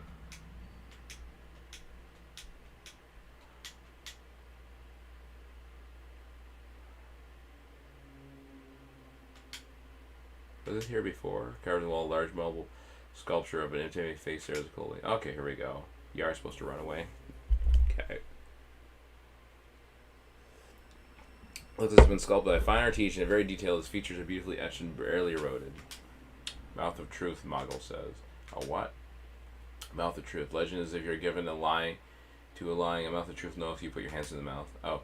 What a hard idea, kid says, rolling her eyes. Let's see you do it, I say. Kid looks up worried, but I see Mogul looking her. Feel the resolve and tentatively puts her hand in the mouth. It's like Taisha said, how many times you died so far? Just that one time, actually. It's not a horribly difficult game. After a few seconds, nothing seems to be happening. Hey, what do you know? Guess I passed the test. Can't be all there is to it. Ah, I know. Kid, how many pounds do you weigh? 104. Kid suddenly takes a worried look, but before she can move her hands, Marvel's set of teeth clamps down her wrist. Hey, you stupid face, what's going on? Wait, Marvel's teeth off from side to side, becoming stained with red. Damn it, let me go. I'll comment Oliver's explanation from behind us. Without saying something truthful to the best of one's ability, a mouth of truth will never let go. Now hearing it all, Kid kicks the stone face in a fit of anger. Let me go, you stupid face, so we're going to knock your teeth in. Then as swiftly as it closed, its mouth opens.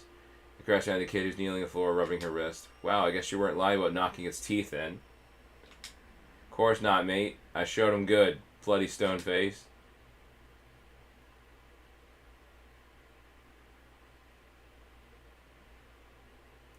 You didn't put anything inside the mouth, did you, kid? Moggle asked. What are you talking about? No. I walk over beside Moggle, peer in the mouth. There behind you see the large pink tongue. I think there's some sort of indentation, but I can't be sure. It's really far back in there. Maybe he wants to put something on his tongue. Maybe that's the real test. She began taking everything from her pockets on her shoes and her. She gathered all sorts of personal effects. She touched a pile of trinkets, held her hands, smiling innocently. Guess it's my turn to face the test. As long as the kid's safe and happy, I suppose. Wonder what the mouth of truth could possibly want. Reach for one of her accessories.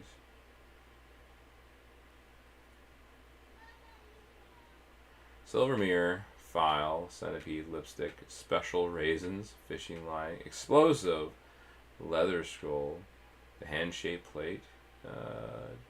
Try hand. It's strange. Contorted symbols give me a headache just looking at them. Reach in, place it onto the tongue. It's a perfect fit.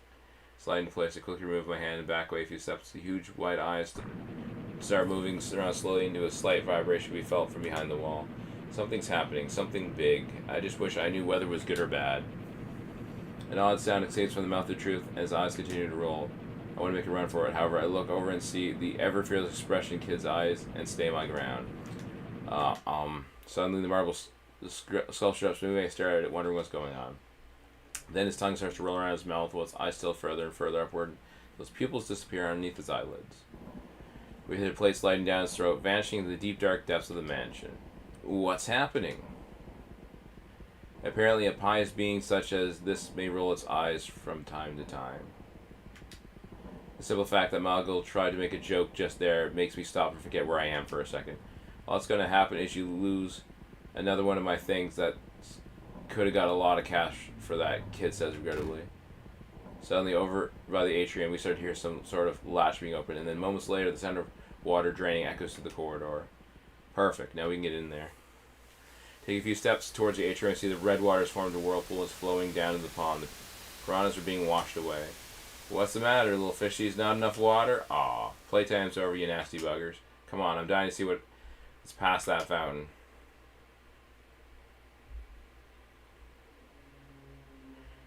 Having crossed the atrium, eventually we come to a split in the path. We go right or left from here. Alright.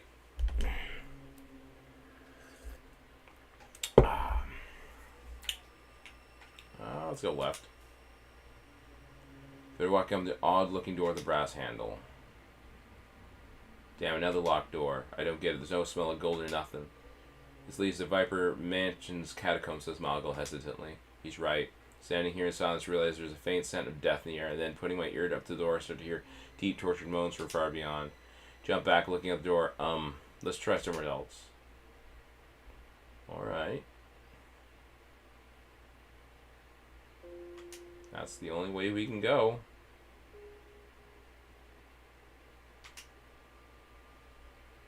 A little ways down the passage, we come to a descending staircase. Well, we have to go down the stairs. So we walk downstairs, taking us deep below ground as though we're descending further into the endless abyss. Once we reach the bottom, we come to another split. We can go left or right, but both paths look equally dismal. Let's try left pass again. All the ways we're presented with a sturdy set of doors. Wooden plaque behind the door frame. Only one word is written in armory. Armory, eh? Key to the cabin's got to be in here. You place the ear door, not a peep. Alright, going in. Gotta love the armory. Someone's here, however. Shit. The book in hand, a single goblin sits in his chair, humming himself. A sweet aroma fills the room, presumably from the teacups sitting on the table before it. Something different about this goblin. It doesn't seem hostile in the least. Looking up from his book, examines from behind his bifocals. Ah, welcome. It's rare to have visitors all the way down here. Too bad we're not guests, kid shouts. If you want to live, tell us where the key to the catacombs is. That kid takes your knife and thrusts into the desk, slicing through the tablecloth. The goblin remains docile. You must be a elusive kid. I so wanted to see you with my own eyes. We all heard so much about you. But before I could finish his sentence, kid grabs a knife and hurls it through the air. Goblin sets the book down. Now unreadable due to the 7-inch blade protruding through it. It removes the knife and places it on the table. Your reputation precedes you. You're quite a radical young lady. Nevertheless, it's a shame. I wanted to see how that novel ended up. Please allow me to introduce myself. My name is Esmeld, it says, offering a simple introduction. Please, I do hate to keep my guests standing at bay. Come sit and we shall converse over tea. My first thought is that it's poison. Despite my concerns, Magel sits down. Whatever. Trusting Magel, I sit down next to him. Surely he's got something up his sleeve. Looking at Kid, she truly doesn't want anything to do with this. He remains standing, keeping a vigilant eye on Esmeld. Black tea is set for the three at the table. There we are. After a moment, Magel takes the cup, brings it slowly to his mouth. He takes a sip and then sets the cup back on the table. Esmeld smiles.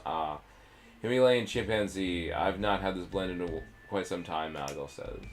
I see you're a gentleman of fine taste. I'll have you know not many of our visitors have known of this type of black tea. Listening to their banter, I stare at my cup. Could it really be poison? Picking up the teacup, I bring it close to my mouth. It doesn't smell so bad. Delicious, I exclaim. Never had anything like this before. I loosen up a bit, sitting back in my chair. Wait a sec, what's going on? My wounds, they're being healed. Oh yeah, we got some healing. Looking towards the kid, she seems to be enjoying it as well. So let's get down to business. Certainly key to the catacombs has to be around here somewhere. Whether I remember where it is, however, that's a different story. Tough luck, give us the key. Is there something you'd like in exchange? Something I want. Your life, perhaps, he says, as his eyes light up from behind his glasses. I only have one option. Oh, you misunderstand, young man. And I wish to harm you, Esmeld says, noticing the sudden look of shock on my face. I enjoy chatting with the many types of visitors that we have at this mansion. Surely as an adventurer, you must have plenty of interesting stories to tell. Adding this, he looks in direction with a smile. I look highly on unique stories and have been known to reward such storytellers. Glancing out directly, I start to rack my brain for a really good story. Okay, I've got it. One particular evening, a small girl walked through a dark, dreary forest. Search her for the golden sunflower, the only cure for her mother's illness. And so, after 3 days, a fine beginning, perhaps. Is that all? No,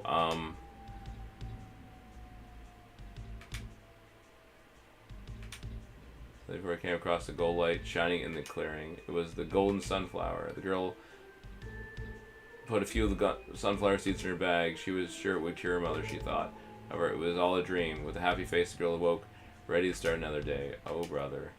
Fairly interesting story. Very well, here's the key. This is a shit story. Esmeralda leans over towards the wall and knocks on a certain spot. There, a secret trapdoor opens up. He reaches in and takes out a key. However, as I start to reach the key, Esmeralda recoils his hand, sighing. The goblin speaks. Yes, I suppose you could say there's something more that I wished for. That's to Magil, then back to Ezreal.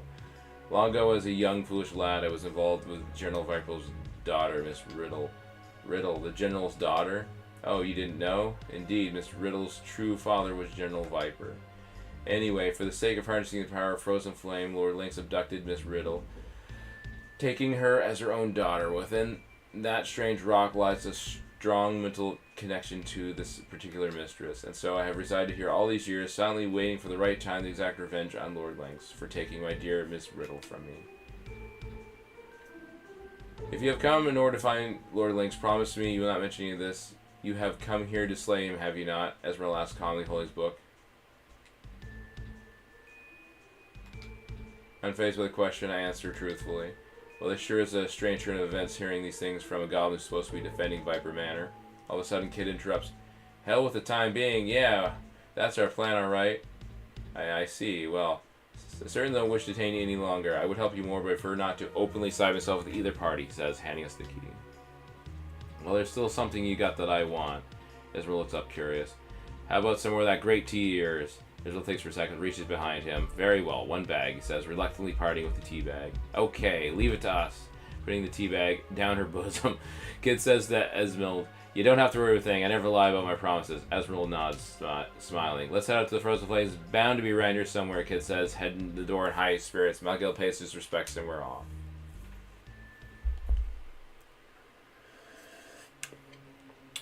Anyway, from the army, we come across up the stairs. Alright, so we'll probably go on through. We got some healing, which is good.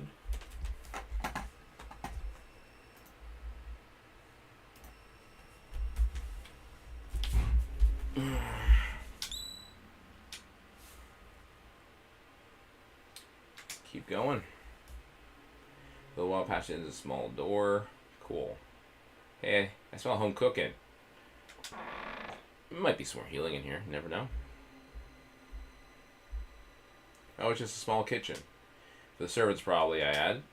Looking around the tiny room, there's a sink, pots, pans, and a bunch of food in the cupboards. A rat hangs off the cage cord. Besides for that, it's a pretty average kitchen. Kid walks over a deep saucepan and peers inside.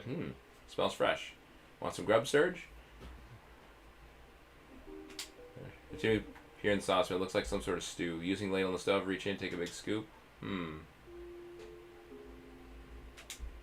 Kid looks at me again. After a moment of hesitation, she comes over. Quit hogging all for yourself, mate, she says. Take a ladle, stiff in the warm mixture. Want some, Miguel? No, thank you. Takes the bowls from the shelves, serve herself some more. We eat more and more of the stews. Warmth flows over us. Feel great. Yep, figure it is healing. Then all of a sudden, a quiet, shrill voice echoes out. It seems to be coming over by the cage. Ah, what an independent young lad. Are all the boys wearing braids these days? Stop looking, kid. Who's there? Looking over the direction of the voice, see nothing but the single rat. It stares with small, beady eyes. Excuse me, you're a girl, not a boy. Looks like kids can't decide whether to be puzzled or infuriated by all this. But just between you and me, I don't think this is the first time your personality has led someone to thinking she's a guy. At any rate, the brown rat continues. Listen, please, kind human, I am trapped with the most unfortunate situation. While on my way to the kitchen this morning, to bring some home food from mother, goblins seized me and trapped me in here in this cage. Unless I escape, I am to be a side dish for their next meal. Side dish? Listening to the rat, kid walks over to the sink. Please, you must help me. My desperately ill mother waits my return. The rat pleads, his eyes twinkling in the light. However, I look over towards kid. She's over by the sink, her face getting redder and redder. Stupid rat, don't know, lady, when you see one kid yell, stomping out of the kitchen. Oh, young lady, I did not mean to. Kid Conrad turns to me. Brother, help me. Yeah, sure, why not? It's probably a trap. I understand. Open the cage door. The rat quickly scurries out. The rat laughs. A strange smile comes over his face. You really are a bunch of fools. Spitting out these words, the rat suddenly starts to tremble before rapidly growing size, growing larger and larger by the second. Okay. It's a griffin. How is a rat a griffin? That is dumb as fuck. Stupid humans, you're just in time for lunch. My mother's, that is. Damn it, Serge, you walked right into a trap. Oh man, what was I thinking?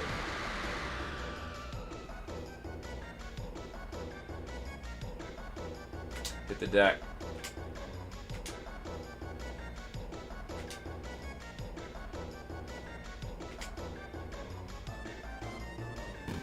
Boom. I'll talk about close calls.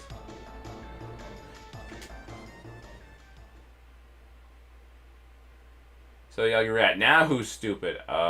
Wait. Please, I beg you, kind, beautiful human girl.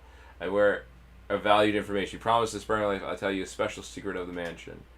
I don't know, you lied already, you bugger. Rather just killing me over with, kid says, take a step closer. Kid, listen, here's what I have to say, Muggle says, coming between them. Kid pauses for a second, then steps back. Thank you. That would have been fun, kid says, shrugging. One day, you two may find yourselves in my situation, caged in all sides. If such a fate comes to pass, remember these directions. Caged in all sides. If such a fate, remember these directions, and your lives will be spared. Right 3 steps. Right 3 steps, left 2 steps, right 2 steps. And then you'll see. Is that to do with, like, the thing upstairs with the,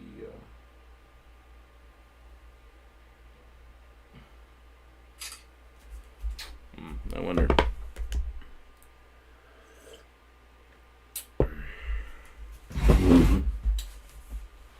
Trapped on all sides. Right 3 steps, left 2 steps, right 2 steps. Okay. No sooner it says that the griffin transfers back to rat scurrying off in the crack in the wall. I sure hope spraying that thing was worth it. Who knows when it'll sneak up on us next. Before long, we come to an ascending staircase. Alright. Go up the stairs. We gotta go to the catacombs again.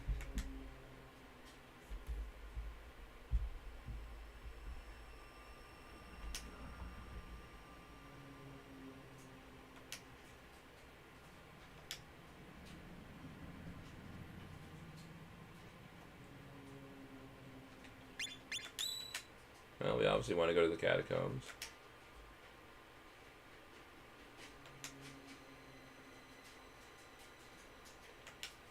Okay, the goblin teacher opened the door. Kid says, putting the key to the lock. With a click, the door unlocks. The door opens with a deep creak. Damp air creeps up from below, peering in the dark. I grab a place. I wonder how I ever got talked into coming in a place like this.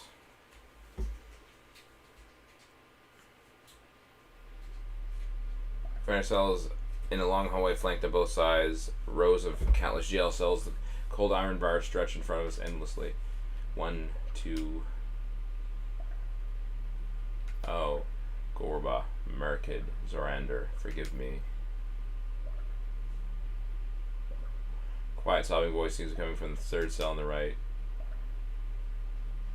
Peer around the corner in the cell in this dim, damp space. An old man sits in cell 2, quietly mumbling to himself. Hey, mister. Everyone, it was because of me. Every last one of the dragoons, Miss Riddle, even the general. Forgive me, please. Ignoring us, the old man continues to mutter, staring at the floor as he rocks back and forth. Hey, can you hear me? Kid says. Shake the bars a little. He'll not hear a thing. He has a constructed wall around himself, Maggle says. What do you mean? I asked Maggle. A wall used for shielding one's mind from reality. After being exposed to horrific events, tremendous amounts of pain and guilt has this effect on a person.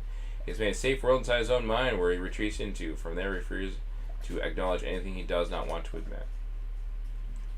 I notice that talk about this has given Maggle a sense of sad, lost look of face. Noting to my glance, he quickly turns away from me. Strange. Maggle's summon reminded me of Kid just then. Maggle turns back, his usually blank expression is returned. Does this make sense to you, Surge? Maggle asks. Yeah. Maggle continues to look at Kid. We rarely see the walls we're trapped in. However, given time, some can come to understand and possibly even break through these shortcomings. I wait for Maggle to finish, but he doesn't end up saying anything. I'd ask, but oh well. The mind, revealing itself to itself.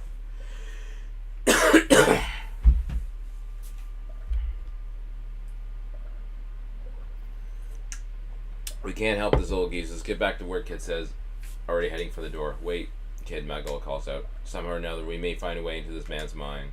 What good will that do? You hear what he's talking about? Dragoons, Riddle, General Viper. It's probably just into old folklore or something, Kid says, returning to the door. I have a feeling his knowledge will prove to be useful. Certainly he has heard something of importance concerning our situation, Maggle says. Well, I guess we ought to help the old bloke out with his troubles while we're here. What do you say, Kid says. How's this Kid looking up? You've got a problem with me? No, that's not what I meant. Before he could explain, Kid's fist suddenly flies to my face. Narrowly avoiding the blow, I look up to see Maggle starting to speak again. Let's find a way to reach beyond his wall. For every locked door there exists a key, so to speak. We'll never make any progress with this man until we know what lies in his past. What are you talking about keys? Kid asks. I do not either, Maggle answers. However, there is at least one person in Viper Manor who does. Riddell. Indeed. So, let's go to Riddell's room. Leaving the endless rows of cells behind, head back to the passageway. So, that's what we have to do.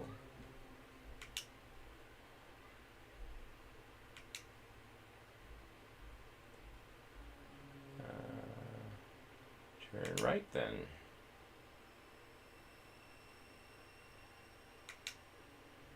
Dead fish, you say. That is a stupid lock mechanism. Kills the fish every time you activate it.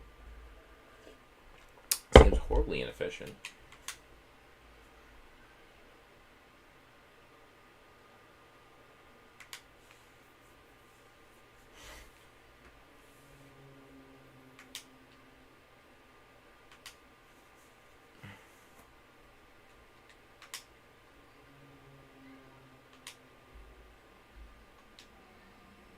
See if Riddell's in.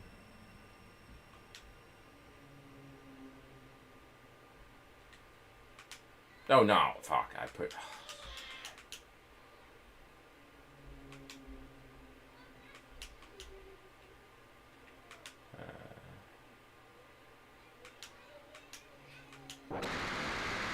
Uh-oh. TJ eyeball staring straight at me. Oh, great. It's a griffin. Aw, damn. Ouch.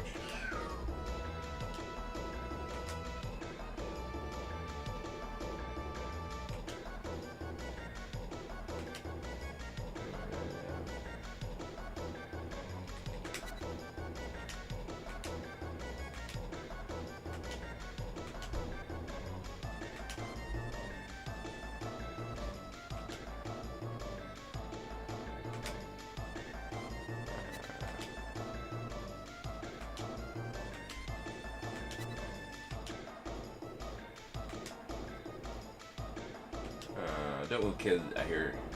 Don't move, sirs. I hear, kid. So suddenly she vaults over her shoulder from behind. Yeah. All right. She's landed probably jump kick side of the griffin's neck. The head snaps backwards, letting loose a terrifying tail. Madly rattling around on the ground. Griffin's fiery gaze suddenly zeroes on me, angrier than ever. What am I gonna do now? Nah.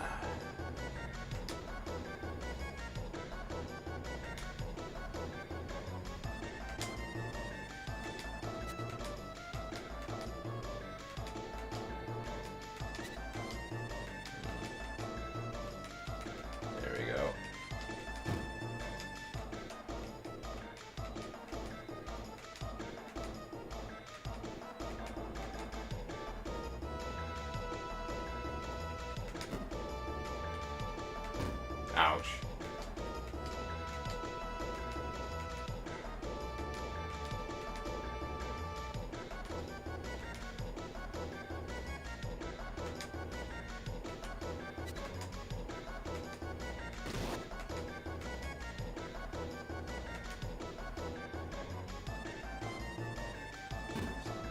Griffin starts to slowly move on me one step at a time, suddenly it stops. A blank look in his face stumbles a bit, comes crashing to the ground with a huge thud. Phew. You okay, mate? Yeah, I'm not bad. That's a bruise here and there, but nothing too serious. You? You kidding? I kicked that thing's arse so bad I didn't have time to say its prayers. We did pretty good back there, didn't we? Not bad, Serge. Not bad at all, kid says, catching my eye. He was past the seat, still staring at me, smiling. Oh man, what do I do? Should I say something? Hey. Look away after a moment, but full of glee. I can never handle this sort of thing. Those baby blues at first get me every time. Through a walking way, there we go. Got into a pointless fight.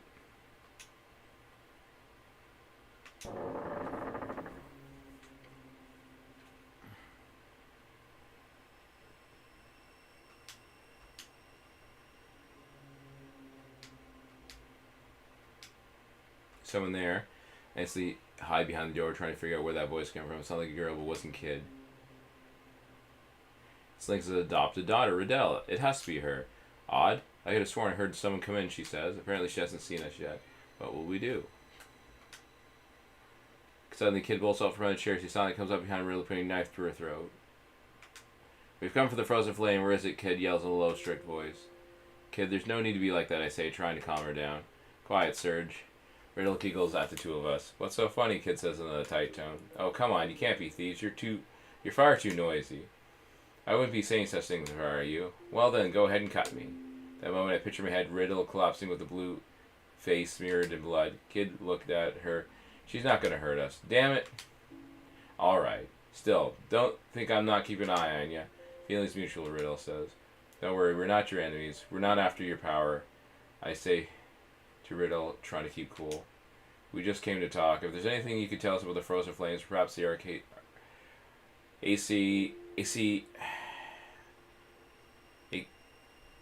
Achaea Dragoons. I have no idea how to pronounce that. Hearing these words, a somber look comes over Riddle's face. After a moment, she begins to speak. The frozen flame. It was kept in the kingdom to the north for centuries. Legend has it, with its subtle, mysterious power, it allegedly could guide people and change history, all while remaining elusive to those who sought it, or so I've heard. At the time of that kingdom's downfall, it was seized from its resting place, passed from hand to hand, finally came to possession of my father, General Viper.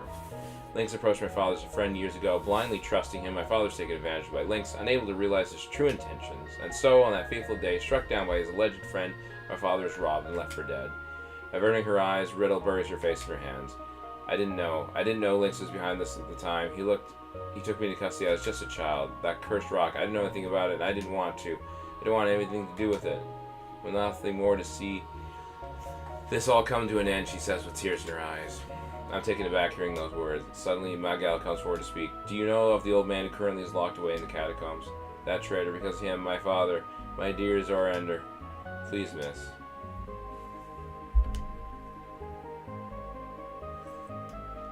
Turn your back on his riddle pauses after a moment. She turns around, letting out a deep sigh.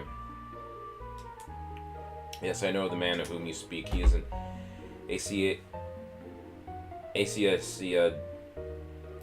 Acacia Dragoon, is he not? Magal asked. He was, before he spent countless days and nights locked up in the torture chamber, losing his mind as his identity in the process. Remember the day they removed him from that dreadful room, beaten within an inch of his life. The torture chamber you speak of is the room upstairs, the trap ceiling, correct? Riddle nods silently. Perhaps we may find a clue to his past there, says Magal. I hope they wouldn't come to this. If you want to search the room, be sure you have the end lancer with you before you do. What? Kid asked. It's a holy white sword created long ago by an ancient sages, along with his demonic brother, the Mazamoon. It was the Acacia Dragoon's most prized weapon. It once glided through the air in Zorander's hands, shimmering like a star. Now, however, the dragoons are all but extinct, and the sword is stored somewhere in this mansion as though it was some sort of trivial memento. It is much more than a common sword, though. Shielded by its magical enchantment, its bearer will be protecting its many forms of evil. Think of those memories of those days long gone. Again, Riddle hangs her head in sadness. I wish I could be more of a help to you. I apologize. Now, that was plenty, Kid says, heading out of the room. But I wish I was more powerful like you people, Riddle says, biting her lip. Stopping the door, Kid looks over her shoulder. Strength didn't get us here. Power comes from believing in yourself. I see. I wish you luck. As she heads out of the room, Kid mutters, I hope it ain't bad luck. Oh, Kid. We hear the password dressers right and left. I feel like we're getting to the end.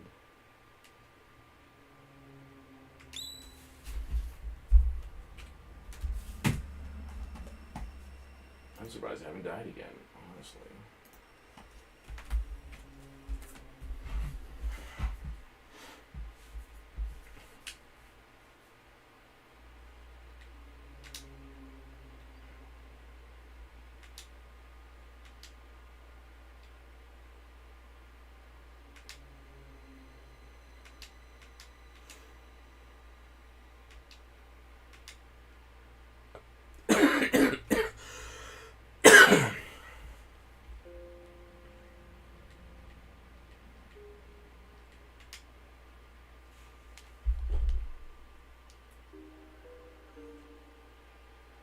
Dajuan left this time, but will it be the right choice? Well, I know where I'm going right now. I know exactly what I have to do. So, I know this is the right area. I need to go to the storeroom. Get the sword.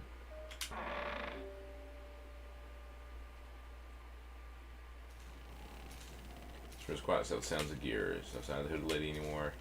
The rest towards the sword, looking down at it. Magal starts to speak. This may be what we're looking for, but by the looks of it, the sword could be the fabled holy Inlanzer, or perhaps the demonic Mazamoon. Wow, Magu, you know about the Mazamoon? Did you ever know its owner? Yes. He's talking about Frog. Was he your mate? No. So he's one of your enemies then? Yes. No. But no. At the same time. Well, hey Surge, take this thing. Huh? Come on. You don't expect a fair maiden like me to carry this bulky thing all over the place, do you? Well, fair maiden. There we go. Without most of us, Kid punched me straight in the stomach. I told the ground in the daze. Whoa, what are you doing? Kid snorts, turning the other way. I look over the Magal for sympathy, but offers me none as usual. Hurry up and take it, Surge. It'll be morning soon, you dummy. Struggling feet, reluctantly picking up the sword. Jeez, this thing is heavy. Okay, let's get our arses out of that bloody torture chamber. I can almost smell the frozen flame from here. I struggle to drag the heavy sword of the room, still dizzy from the blow.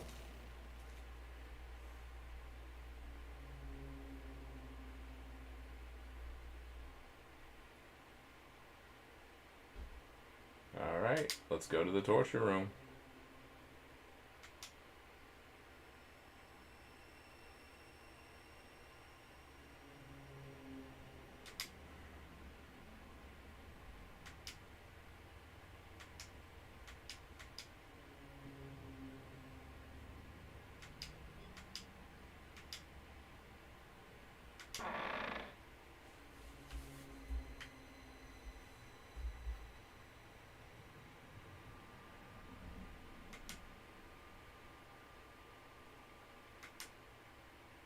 Just as I thought, Meg also was dryly examining the cracks in the floor. Can I walk over, kneeling where he's at? Between the cracks of floor stones, there's a thick, smelly, butter-like substance that has been jammed into it among the stains of blood. Without warning, the door suddenly slammed shut. It started again. Okay, what will we do?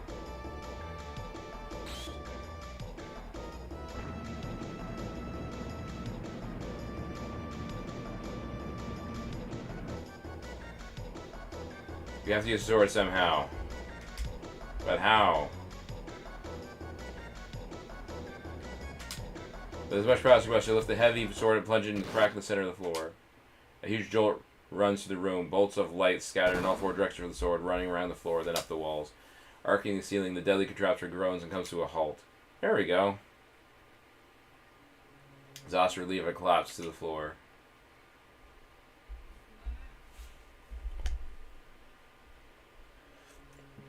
After a minute, I catch my breath and open my eyes. Strange. Now that I take another look at the inscription I found earlier, there's a certain stone just beside that doesn't seem to have any cement around it. We walk over to it. Kid tugs in to find it. It's loose. Removing the heavy stone, a dim, glistening light can be seen from within the hole. Kid reaches in and carefully removes a shimmering object. A beautifully decorated gold ring sits in the palm of her hand. It's adorned with a slender set of leaves like those of a fern, decorated with 5 small rubies around it. The Acacian coat of arms, Maggle says. Kid tries to ring on, but strange enough, it doesn't seem to fit on any of her fingers. This ring must mean something to the old man. We could use it to break through his wall, couldn't we? I excitedly asked Maggle, already knowing the answer. He nods in silence. Yeah, this has to be it. Abandoning the Enlancer, now proudly standing upright like a beacon of light amidst the dismal room, we hurry out of the torture chamber and hopefully never return again. Alright.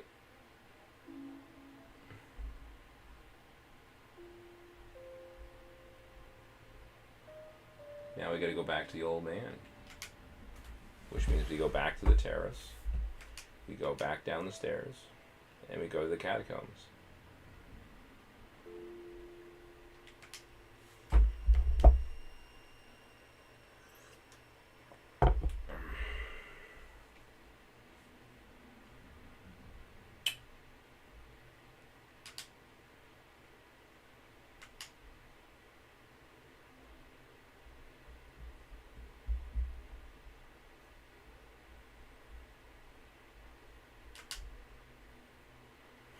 That ballroom must be the last area we have to go to.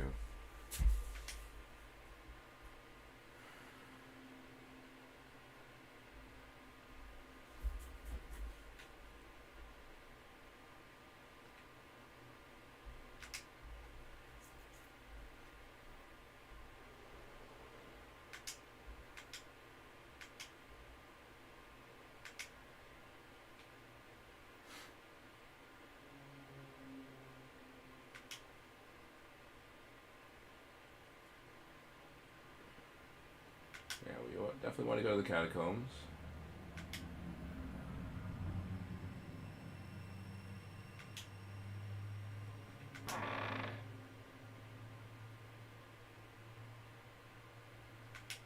We turn to the old man. Maggle walks up to the cell and grasps the iron bars. He positions his feet and starts to pull away at the bars with incredible intensity. After a moment, the bars start to bend like taffy. Maggle enters first through the newly created opening. Kid follows, kneeling down before the mumbling old man, putting her hands on the old man's shoulder. Kid tries to look in his eyes, but he continues to stare at the floor. Frustrated, she starts to shout at him, shaking vigorously. Come on, old fella, get up! The old man's head shakes back and forth like a rag doll, so his eyes remain averted. Between Kid and the old man, Kid looks at me with straightforward eyes. Don't get in the way, Serge. Kid, look at him, I say. Being agitated is the last thing he needs right now. After I'm done with him, this old kid is going to be brimming with old stories. This kid shifts her weight onto her knees. Suddenly, the Acacian ring falls out of her pocket. It falls down to the ground, bouncing once, twice, 3 times, and comes to stop right before the old man's eyes. Trying to get Kid to calm down, I signal her to look over the man who's now smiling faintly. The ring, he says in a voice so quiet it's barely audible. However, his eyes quickly return to their murky state. Finally, my allies, you have returned. Because of me, the frozen flame was seized, and I have desecrated the name of the Acacia Dragoons. I am the only one left, but you have returned. Ah, Merkid, Zorander, now that we are once again reunited, let's all head back to Stake Lake. Geez, listen, mister. The frozen flame, where is it? Any small hint will help. Come on. Frozen flame? The old man asks. A warm smile streaks across his face. Ah, my dear Miss Riddle. I have not seen you quite some time. Surely you have not forgotten the secret entranceway. Yeah, you think you could tell me about that again, Gramps? Kid asked, trying to sound as ladylike as possible. In the ballroom. Yeah, obviously it's the ballroom. Third candlestick on the left. Kid hugs the old man ecstatically, and so resumes his mumbling in that distant, shouting voice. Please forgive me for your father, I beg you, Riddle. The dragoons. It's high time for you to bust out of here, old man, Kid says, pointing to the bent iron bars. However, he once again refuses to look up. Lucky says, hey, dude. Hey, Lucky, how's it going today? Come on, we've done all we can do here. We got to walk through these. He's got to walk through these bars himself. Thanks, old timer. Before a kid comes to an abrupt stop, my knife's ready, but all I can see is darkness. Then, from ahead, I start to hear a clattering noise. Whatever it is, it's coming closer and closer. Goblins. Always fucking filthy goblins. Fantastic. How are you? I'm doing pretty good, man.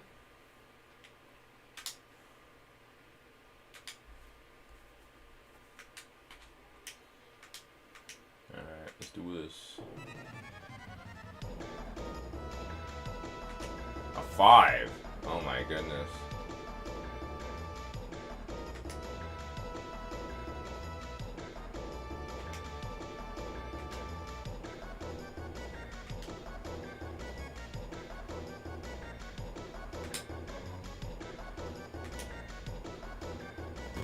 Ah, damn. Well, that was my last hit.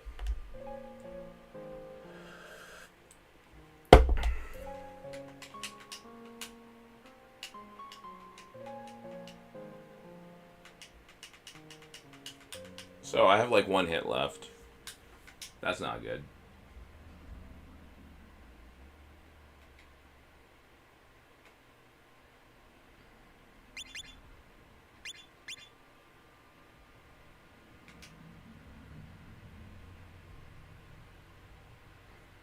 Daishawn says, it's a lucky. Alright.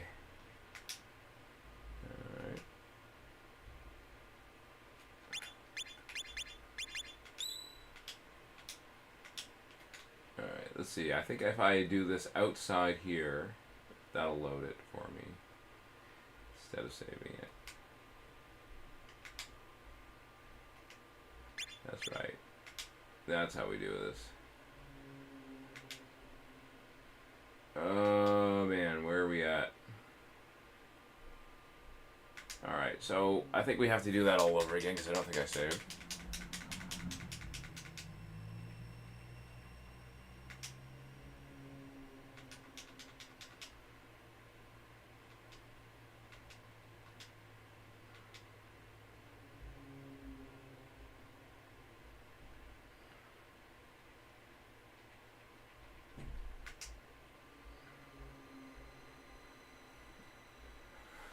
That's when we all miss no lucky streams. We want lucky streams.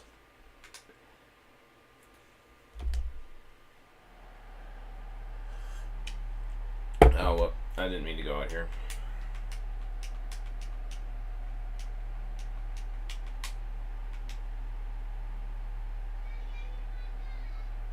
So I gotta try getting through this without dying.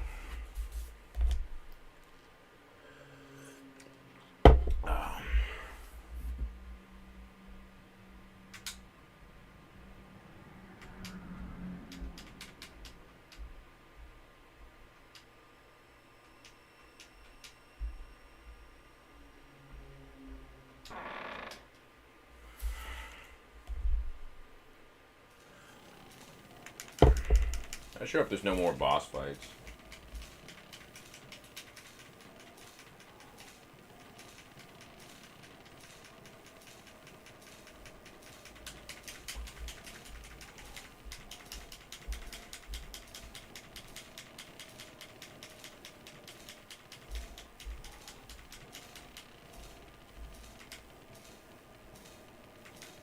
Grant my teeth, remind myself, get me absolutely nowhere to argue with you. Let's go. You go to Kid Side Pickle Store just as I was told to.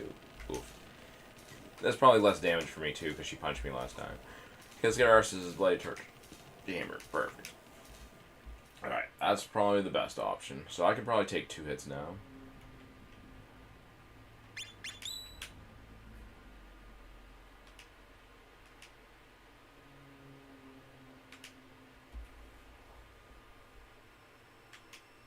Ah, shit.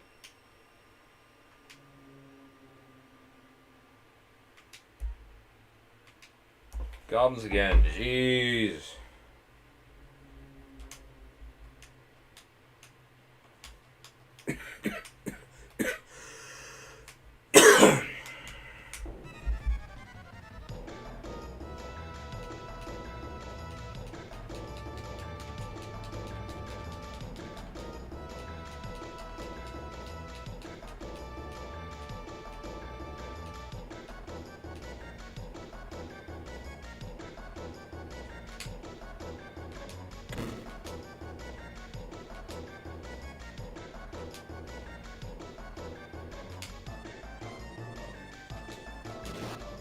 Perfect.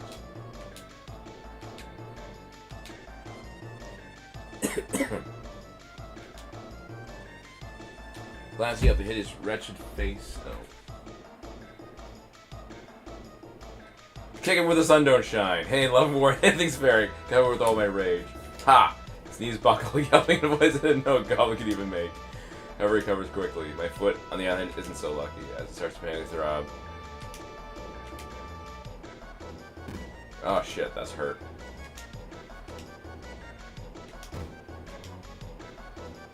Oh shit.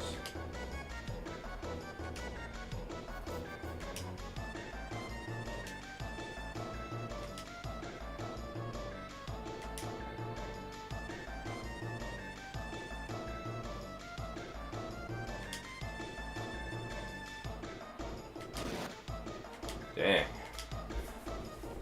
What's left, goblin falls to the floor. Well, starting to lose it. Exhausted to drop the mace and barely keep himself from falling to the floor. You're on victory for he let a sigh of relief. So you got one aim, mate. That showed him. I want to say something back, but I'm so tired to stand there ready for anything. Yeah, I'm pretty much dead after that.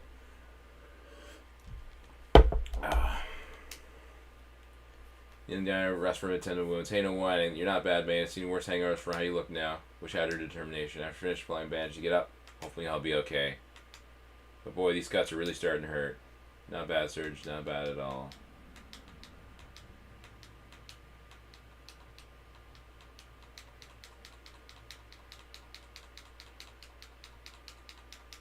Alright, so I'll just do saving on number 3.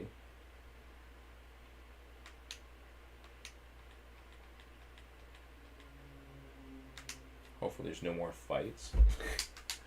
Or else I'm probably dead.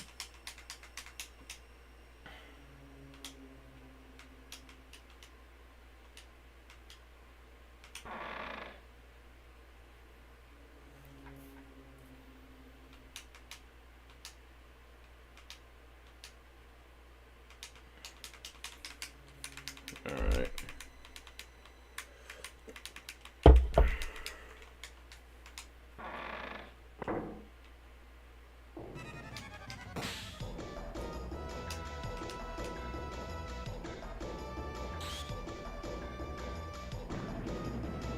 See if I can find some heals somewhere.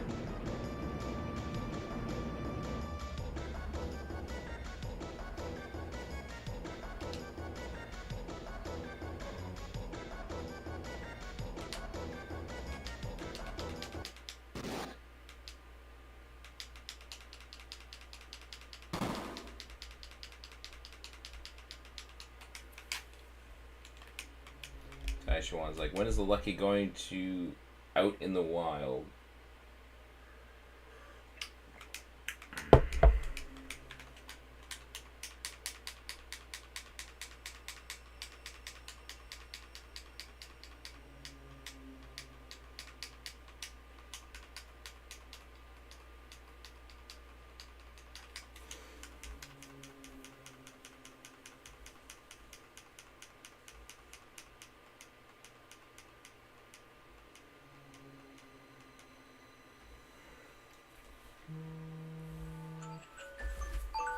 What is this going off for? I don't know what that's on for. Oh, that was for Oh yeah, my cooking last night. I didn't turn my alarm off.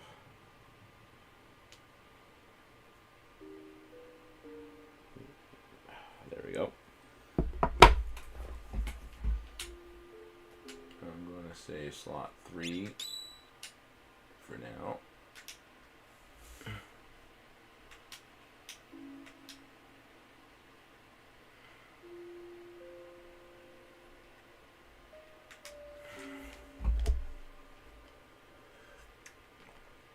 So goblins and griffins are rough, basically.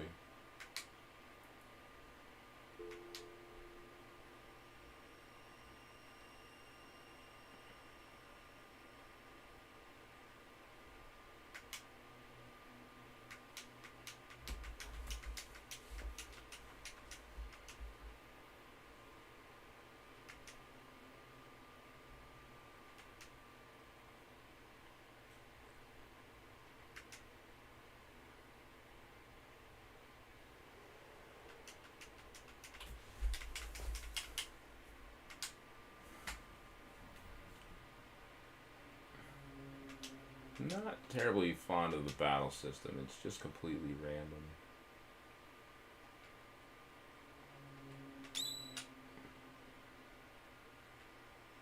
I'm going to try going down here first.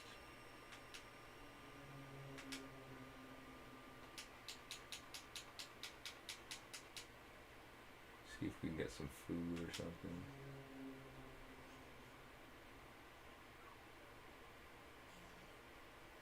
Oh, okay, let's see if we can get some heals at the kitchen.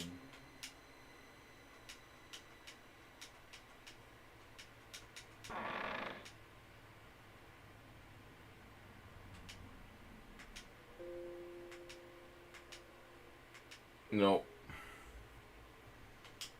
Nothing left. Damn.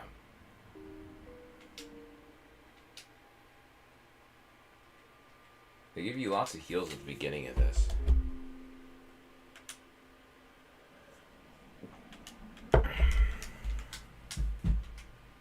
Let's see what we got here.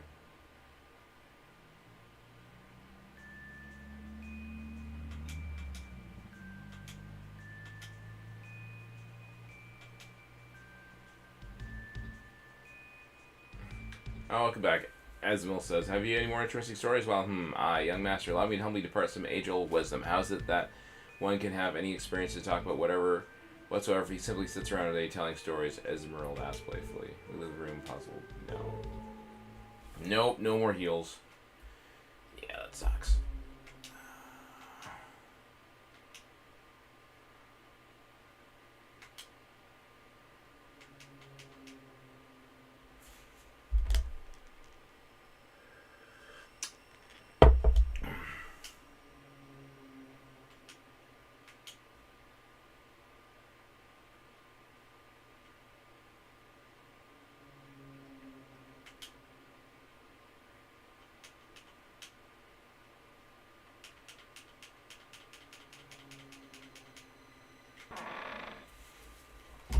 Oh, well.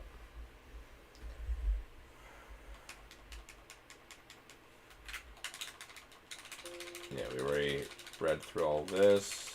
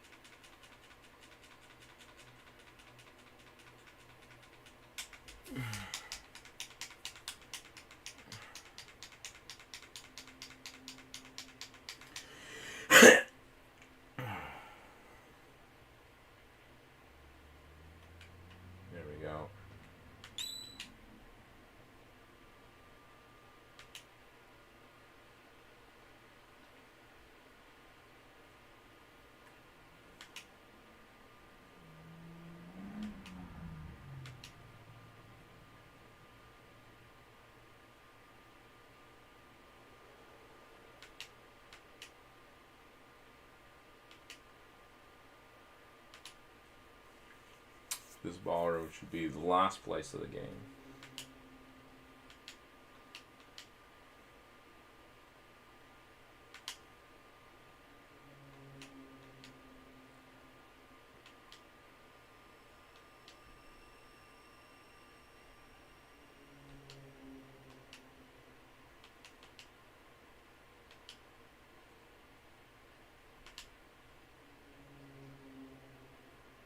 Oh no.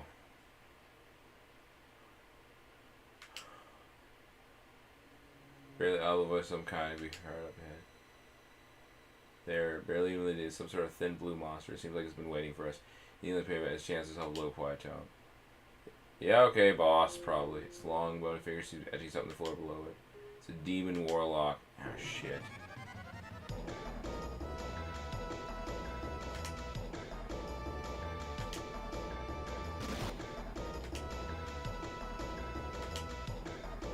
Oh, he's smelling a freak as it gives us a twisted block. Okay. Yep, those knew that I missed all of this. They've got this unsettling quality to them, also thing, harbor some sort of imaginative intelligence. Wait, what am I saying? Can't get lost in that thing's mind now. One of these things can trap your spirit with their eyes alone. The demon starts to mutter something. A second later bursts into flames. With the evil slayings out, and the demon is no more. Gone without a trace. Alright. What the? A vague uneasiness sets in as look around. Not a single scrap of evidence remains that entire encounter. Was that is that even real? So he just self-destructs? What the fuck? Leaning down, rest remote, tend to wounds. Alright.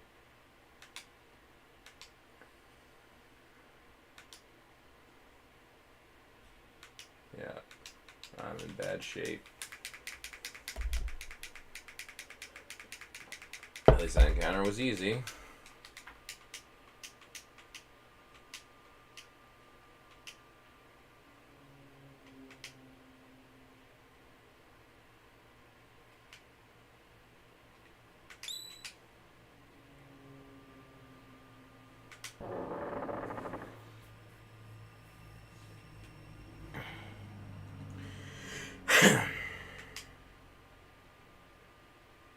Countless number of candles spectacularly illuminate the huge room. An old-fashioned grandfather clock stands right, ticking with a morbid stillness. Step to his center hall, look upwards at oil canvas shimmering in the low light. Okay, third one on the left, Kid says quietly. 1, 2, 3. Here we go. Kid slowly pressed against the candlestick, starts to move slowly. Whoa, what's going on? I stand up trying to brace myself. The entire room is slowly sinking to the ground, Mogul says. The ballroom is sinking? All of it? Suddenly the room starts to fall much faster. Chills around my spine as I look around, seeing paintings smacking against the walls and candles dropping to the floor. I start to get used to the sinking sensation in my heart. Fills with a violent mixture of anxiety, expectation, and hope. What awaits us at the bottom? The frozen flame. Could it really be down here? This is our adventure's end. What if we actually take it in our hands? Kid, Mago, wonder what they're feeling right now. As the room continues to sink underground like an elevator to hell, I start hearing the kid speak in a soft, meek voice. Sometimes I do struggle to win, even when I know I've already lost, just like the lady said. Why do I do that? Look over here, I realize this isn't the kid I usually see. There's a faint, shy smile can be seen across her face. Suddenly I feel something so powerful through me, it feels like a wave of fire surging my heart.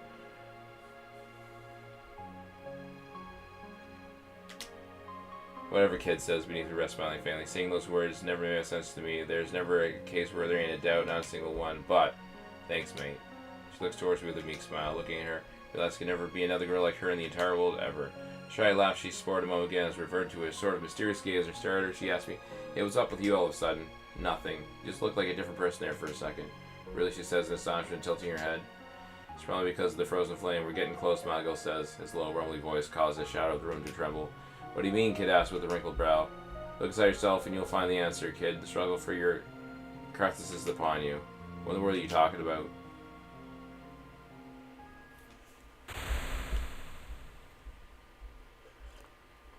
Something metallic grinding being heard from around us. The room comes to a stop, swaying a bit. Yes, sir, stop, Kid says with a hollow laugh. I stand motionless, staring at Kid and Mago in the deep, flickering luminescence. Suddenly the organs come to life. We go back towards the mouse string, no one's even near it. Nevertheless, it continues to play a strange, twisted tune, the keys and pedals moving wildly on their own. Sounds like a funeral march. Heck, just kidding. Bad joke, Kid. Alright, let's do this, Kid says. Take a deep breath, heads toward the door. That's Malgil, nodding your head as they follow her out. It's a funeral march, alright. Lynx, that is.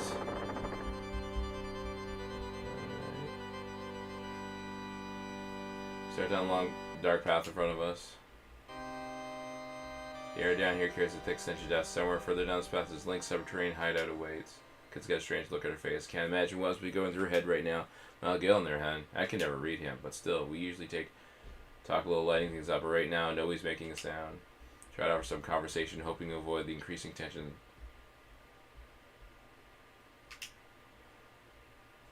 No response. Just as I start thinking so, the answer, Malgil starts to speak in slow voice, echoing throughout the stone corridor. It's said to be a gem with Sue's all scars, granting eternal life to its owner, or so people believed. Frozen Flame is more than just an object, not of this world. It descended from the heavens long ago, part of a huge meteorite.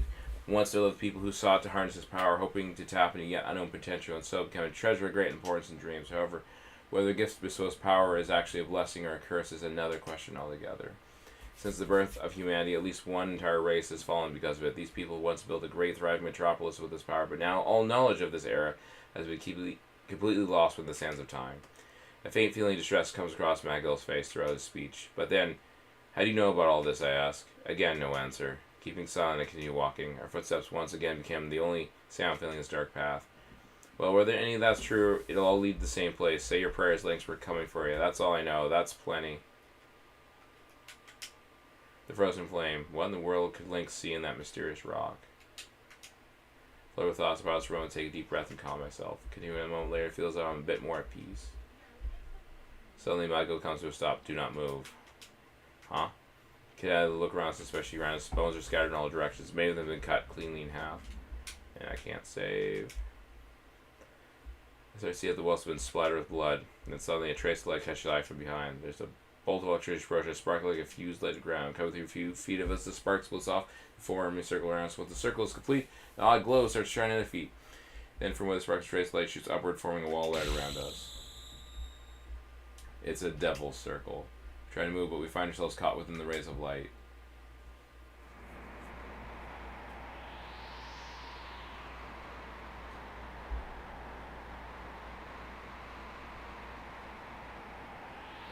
With the scalding noise of winds rolling around us, all I see are the rays of shimmering light in every direction I look. What do? I don't see anything in all this light. Malgil grabs me by the shoulder and returns me to the center of the circle. Thankfully, he seems to be able to see just fine. His mask is probably shielding his eyes from the radiance. There's always a way out of a devil circle. We must find the gaps to walk through. Oh yeah, that's the fucking advice that thing gave us. Alright. Right 3 steps, left 2 steps, right 2 steps. If you say so. Suddenly, the kid's elbow grazed one of the walls. Sparks scatter in all directions. She instantly snaps her arm back, wincing in pain. Unable to see any gaps whatsoever, Headley started to mark words toward the blinding wall of light. Alright.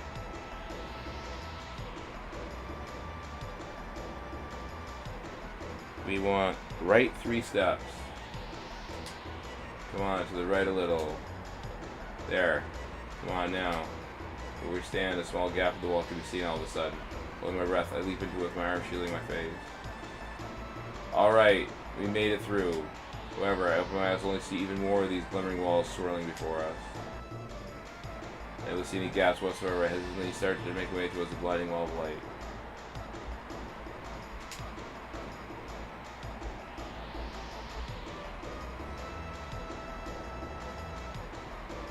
Two steps to the left. We've got to go to the left a little. There. Come on. Now, from where we stand, a small gap in the wall can be seen all of a sudden. Holding my breath, I leap into it with my arm shielding my face. Alright, we made it through. However, I open my eyes and see even more of these glimmering walls swirling before us. Unable to see any gaps whatsoever, I hesitantly start. Right 2 steps.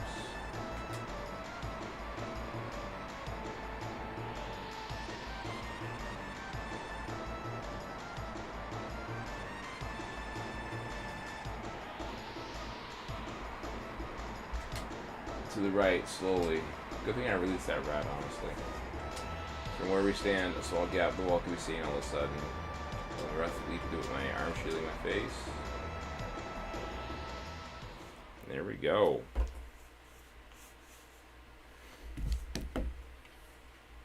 Scurry from the bug killing as fast as I can, looking back to see a vanish puff of smoke. Just as quickly as it arrived, the wind instantly dies as well, and the dust and grime was blowing around, falls back of the door to flash. Everything was turned to quiet stillness. Too quiet. So heading down the hallway further and further eventually. At last. Kid steps towards the mighty set of doors, letting out a sigh of relief. Alright, well, if you're not going to let me save, I'm just going to get my unsave save in there. Fuck you. I'm not going through all this bullshit again. Just because you killed me. Beyond this door, the frozen flame. From behind his mask, Mongo's eyes let loose a cool radiance. Okay, let's go, Kid says, eagerly grasping the handle.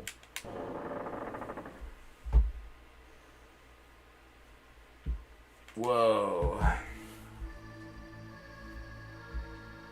This is the real one.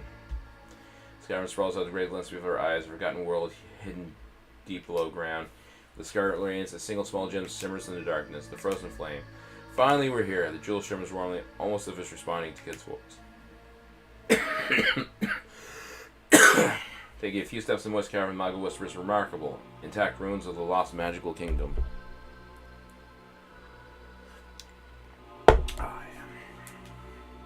I start to ask Mago what he means. A taunting laugh to be heard above us. Is it Lynx? Lynx! Kid immediately pulls out her knife and hurls it through the air with all her might. As they approach Lynx, it easily swats out of the way, almost too quickly for me to see. Always the same. Such a savage little girl. Can't you give a gentleman an honest greeting, you bastard? Kid interrupts.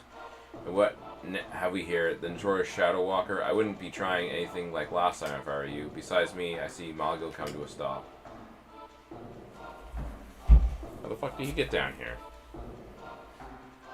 Lord Lynx. Viper Manley's deadlier owner. The same man who murdered Kid's sister, deceived Riddle's father, and eradicated the Asia Dragoons. Welcome back, Kid. I see you have successfully taken the bait. Gluttonous as ever. What? Kid says hesitantly, taking a step back. Lynx stares at her with these frightening, piercing eyes of his. You see, Kid, I brought you here because of the rock you carry. Which rock? Surely you remember the one you received from your sister all these years ago. The priceless keepsake you carry with you dearly even now. The Chrono Trigger. Oh, so that's the Chrono Trigger. How'd you know about that? Kid's gaze returns to a scowl. No matter. We're here for the frozen flame. You're finished, you bastard. Ah yes, toss your little threats around, but remember, no matter how many times you think you've won, I've generously demonstrated how gravely you are mistaken. That, Lynx unsheaths a beautiful golden saber. Previously, I've overlooked doing away with you, letting you scurry on with your pathetic little life. However, this time, may not be so generous. He takes another step back, glaring at Lynx as he approaches. Lynx, you murderer, I'll never forgive you for Luca. This ends here for now. So, Lynx apparently murdered Luca or something. So maybe she's the daughter of Luca then. So Kid leaps in the air fit of rage, aiming a kick between Lynx's eyes. However, just as you reach him, he swiftly dodges. Kid stands there, wondering how she could have missed. Beside her, Lynx laughs, taunting her. Jumping once again, Kid lets loose a fierce kick. Skimming the tip of his nose, the kick cuts through nothing but air. In a parry attack, Lynx sends his razor-sharp golden saber through the air, but Kid's already leapt back. The two face each other only a few feet apart. If only he had been a bit faster, Kid, Lynx says, smiling. All of a sudden, a line of red streaks across Kid's face. Kid? Wiping off the blood, Kid angrily rushes Lynx in a flash through the air. Effortlessly dodging, Lynx drives the sword to her back as soon as she lands. Kid bends back in alarming pain. Somehow, staying on her feet, she stumbles back and raises herself to charge again. Stupid little brat. Lynx lands an elbow on Kid's shoulder, knocking her clear down to the ground. I feel her pain from the pit of my stomach as I start to see blood trickling from her lips. What's wrong, little girl? Once again, the Kid tries to lash out at Lynx, but he easily kicks her, sending her back into a pile of rubble. Lynx then looks upwards, focusing his concentration on seeing was look up. I see a number of rocks have come dislodged from the cavern, tumbling onto her. Kid! Call as I start to rush her. However, just as I start to, Mago's already there. He streaked across the shadows, putting him between Lynx and Kid. Saying nothing, Lynx shoots a thread of white light out of his fingertips. The thread-like substance entangles Mago, bonding his feet together, heats the ground with a thud. Not our man, Mago. The dazzling radiance, a countless number of threads fly for Lynx's fingertips. They immobilize Mago, completely leaving only his head visible. How does that feel, Shadow Walker? Have you felt my web start to drain your life energy yet? Lynx says, smiling ominously. Grr. Kid, Muggle, what am I gonna do?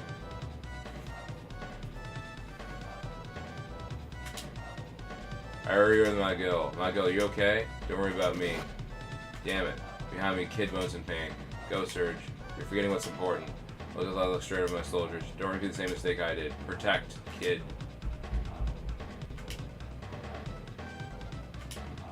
Kid. She looks over towards me. The blood trickling from her mouth. She was only a little kid. Are you alright? She lies in there, motionless, wincing painfully. Surge. It's okay, Kid. I'm here for you. How kind. However, I think you should be more concerned with your own well-being, young man. I see chill runs by my side. I hear the evil voice behind me. I stood up and turn around. I've got like 1 HP, dude. So whoever you are, posing is quite useless, as you obviously have seen. And the flash Lynx grabbed me by the neck. He strangs me with his long, disgusting fingers. Ugh. Then he starts lifting me up by my neck. Struggling for air, I painfully hang there, unable to tear myself free of his powerful grip. Look, Kid.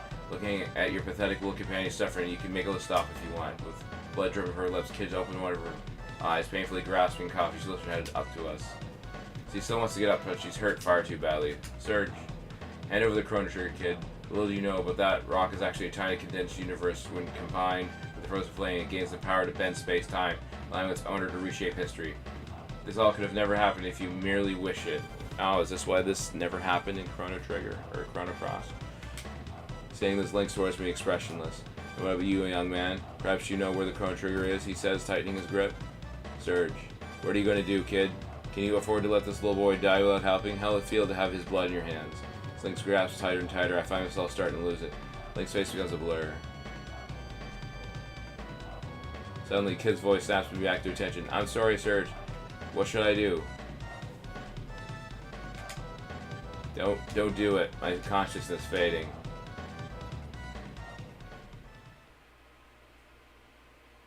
Stop. The stone. Here. Lynx looks over the Kid. His eyes light up, his hands loosen around my neck. Abandoning me, Lynx rushes to her side. Here it is, Lynx. Kid reaches her pocket. Lynx draws closer. Despite being drained of nearly life strength, Kid managed to whip her knife out, fiercely slashing at Lynx. Screaming viciously, Lynx falls back, cradling his mangled face. Blood starts to trickle down from between his fingers. You! Lynx staggers to feet, keeping his right hand in his wound. I'll have such fun killing you all. With as much power as I can muster, Kid kicks at Lynx, sweeping it off his feet. Ha! Spitting blood, Kid coughs a little, but still a smile managed to come through her agony. Kid. I run over to her, still feeling burning grip on my neck. Lynx turns to Kid, staring at his cold, evil glaze. Child, you'll beg for death soon enough. Every flavor of pain shall be yours. Prepare to join Luca. Hearing this, Kid's eyes slowly open, catch sight of Lynx's red-hot gaze burns her eyes. Slowly, she rises to her feet. Shimmering light suddenly spurts out of the frozen flame. At the same time, a golden light bursts out of Kid's chest. Swirling around her, light rises up, spreading outward in a glistering spiral. What's this? Lynx gasps. Well, it looks like my HP problem isn't an issue. Kid's voice calls out from deep within the shadow of the light. You will not win, Lynx. She trembles, her eyes flowing with red tears. And then a single voice can be heard. It's a deep, profound voice, the voice of undeniable honesty and truth.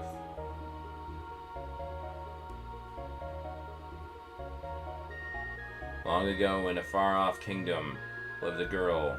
Because of her power, the kingdom had come to an end, crumbling under its own weight. Many became engulfed in the temporal vortex that was created, never to be heard from again.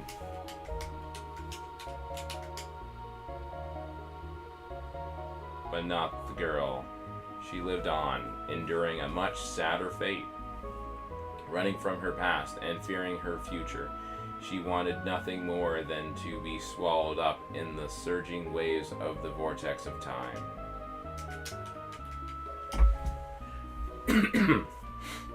Hating what she'd done, refusing what she'd said or heard, to simply continue living was her curse. But the stone, it had other plans for her.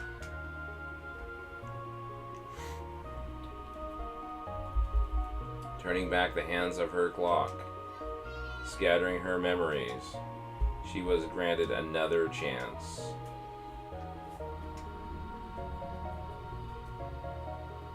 Since the precious stone was in her possession, Taishma was like, this is interesting.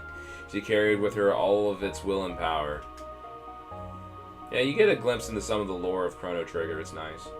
And so she was born in this era, returning to reality as a mere infant.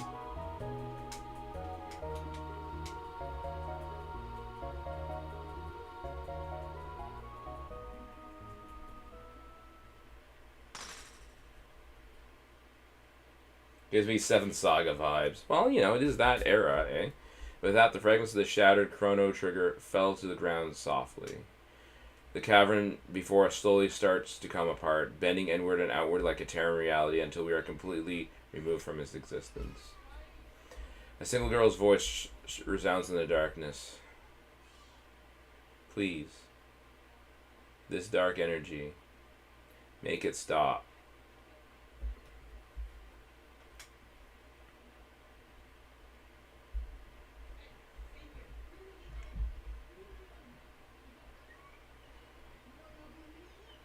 Oh, this is impressive. Losing all sense of reality and presence, I became engulfed in this realm, drifting aimlessly through the ages. Why is there always a random ass fucking dinosaur in these things? The world flows, time dissolves, and people live and die. Can see it all within this mysterious ocean. The origin of time, every one of life's tranquilities is here. I can see myself as a baby crying at my mother's side, where she gives a warm, proud grin. I can see myself as an old man softly smiling, knowing that death will come soon. Infinite versions of myself extend like ghosts throughout this endless corridor of time. Everywhere I look, I see another life, another era. In this unfolded existence, I see countless lives and countless dreams. Resting in eternity. A kind voice calls out to me.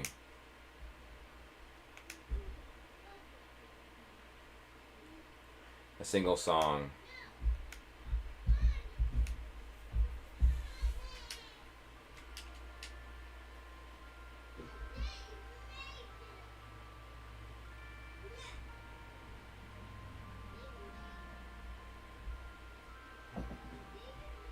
Kid.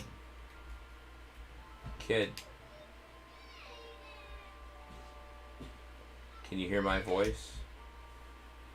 Kid. Answer me, kid. Please.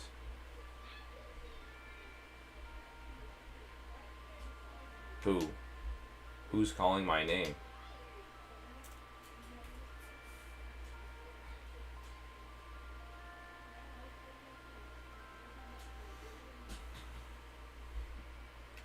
Serge?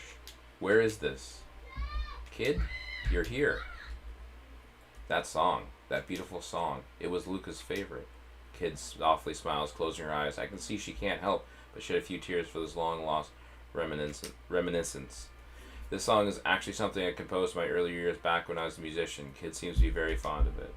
You called out to me, Serge. You called my name. Thank you. You won't leave me, will you? I'm here for you, kid. It all makes so much sense now. I know who I am, Serge. I know what I'm here for. Let's go back now, okay? I'm ready.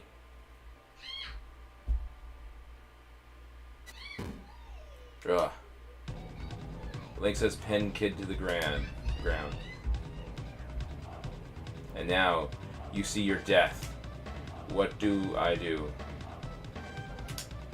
Lynx will have to get through it if he wants to get to Kid. Oh, will I get to put you both in your misery at once? Lynx raises his saber head, ready to plunge into us. I wouldn't do that if I were you. Quickly turn my head and look in the direction of the voice. You. There, under a large hood, stands an old woman from before. So, Vera, looks like Pore couldn't keep their hands out of this after all, says Lynx flatly. Good to see you again, Master Lynx. Seems you've been seen better days. The old lady, she's from Pore? The frozen flame, we'll take custody of it for now. It seems none of you can decide on who the rightful owner should be. The old lady gives a small signal, and dozens of armed troops rush out from behind her, securing the cavern. I will not forget this, Vera, Lynx shouts, floating up into the air. Brimming with hatred, Lynx's glance turns to us. And you will see death by my hand. Saying this, Lynx vanishes into thin air. The soldiers untie Magel and start heading towards us. The old one graces down us from under a hood. I believe ye all ought to come with us. Looking up, I notice the armed soldiers have swarmed around us with their weapons ready. Saying this, Muggle instantly waves his hand in the air, calling out some sort of incantation. Darkness envelop under my command. Suddenly, all light in the cavern is put out. It's now or never. Quickly, Surge. Grab onto Mogil, who's holding Kid. Together we flee in the cavern, vanishing into the darkness.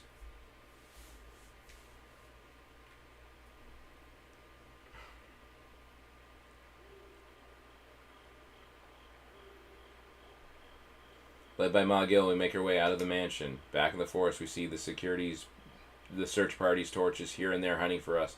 Their militant barking can be heard as they continue to get closer and closer to us. We stop behind a tree for a moment or two, catching our breath, and look down to Kid, who's taking quite a beating. Are you okay? Yeah, mate. Fine. We're completely surrounded, says Mogil. We must be on our way. Looking around, I see torches all around us starting to close in. Kid suddenly lifts her head up. Go, Surge. Save yourself. The troop is only after Mogil and me. If they find you alone, they'll let you go. Well, what are you talking about? I can't leave you now. Not like this. I told you I'll be fine, mate. But don't worry. I remember now, Surge. Who I used to be long ago, she says, staring up at the night sky. Seeing the reflection of 100,000 stars in her eyes, I can't help but be taken in by that lonely 1 in a million expression of hers. Kid, don't worry, I'm okay. I'll see you again, she says with a smile. Someday, I know I'll see you again, without a doubt. She softly closed her eyes. Lucas' chrono trigger was lost. We couldn't even get our hand on the frozen flame, but it's all okay, because tonight my heart, a shiny new treasure, is born to Surge. The single most valuable, unstealable treasure in the entire world. Saying this, Kid stares at me firmly with those eyes of hers, those bold, straight, honest eyes. Knowing who I am is bigger than all this, bigger than Link's, bigger than the frozen flame, and nothing can take that away, not as long as I'm alive.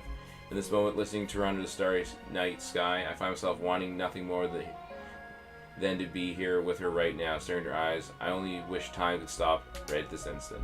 Goodbye, Surge. Thank you. And with that, Kid turns her back to me and disappears in the darkness. Kid, don't follow me. Please don't follow me. And I look joy feelings and start to rush after her. However, a shout abruptly blocks my path. It's Mogil. He slowly shakes his head, a sorrowful look in his eyes. With that, his shouting figure draws back, dissolving in the darkness. Mogil? Kid?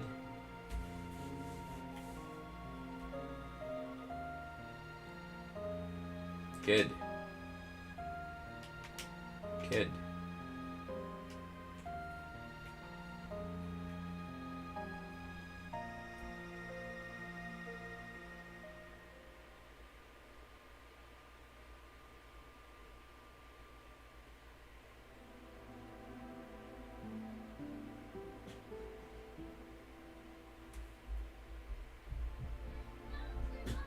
And so, the curtain closes on another tale. However, another time, after the spotlight had faded from Kid, Mogil and Riddell,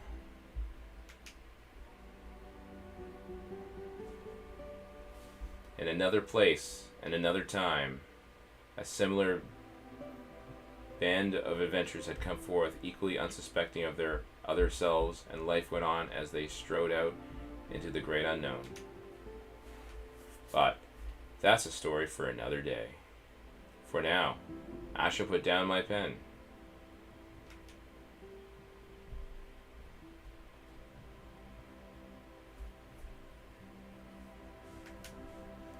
As I softly close my grandfather's diary, I hear my mother's voice call to me from downstairs. Didn't you hear me? Your friend is here.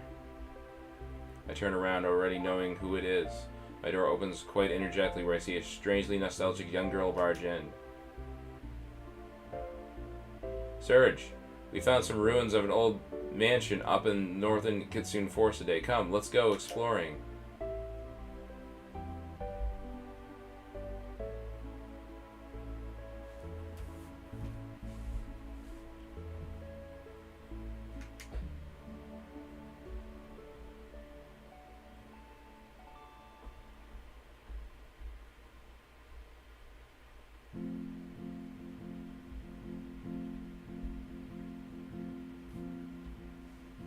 They definitely changed up the artworks for these guys in Chrono Cross. That's the end of the game. They got some pretty good music here, though.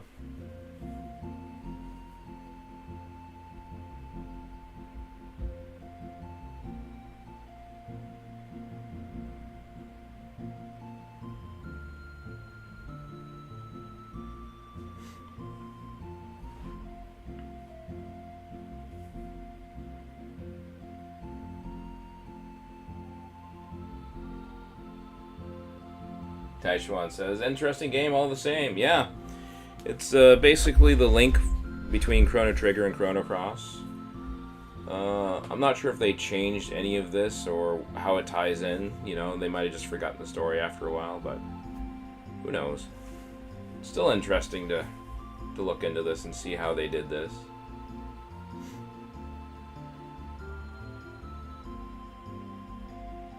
Add a costume and voice action, it would do well. There you go. Yeah, this is too much text for me to do voice acting. Ugh, I'm not feeling super great as it is.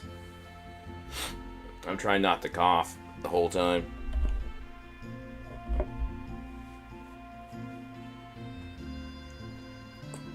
Now, I just wanted to play this Satellaview game because I haven't actually beaten it yet. And I just wanted to go through the story. Not today, but later on. Yeah, maybe some other time. We'll see. If there's a lot of text, I really get wore out. If it's just like a short game session, it's not too bad.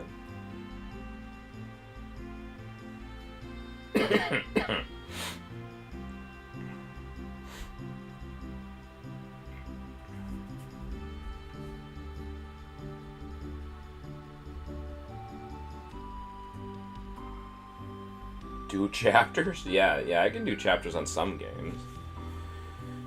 But I like to play for like at least 5 hours usually.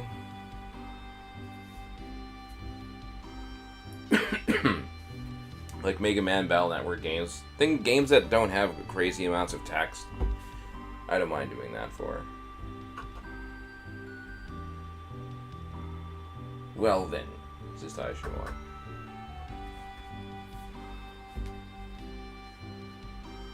Although half the time I forget whose voice is supposed to be whose. That's another problem.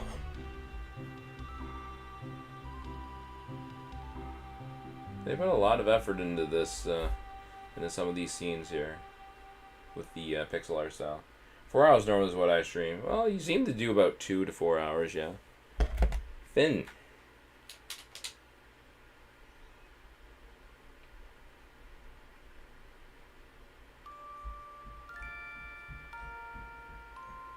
What the hell is this? Is there more? The fuck?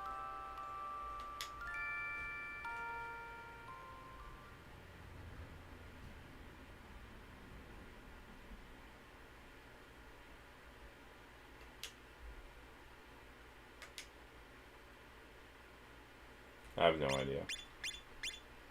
Yeah, what the heck? Yeah, I have no idea. I'll take a look. I'll see if it's supposed to be more chapters or something, but that'll be it for today.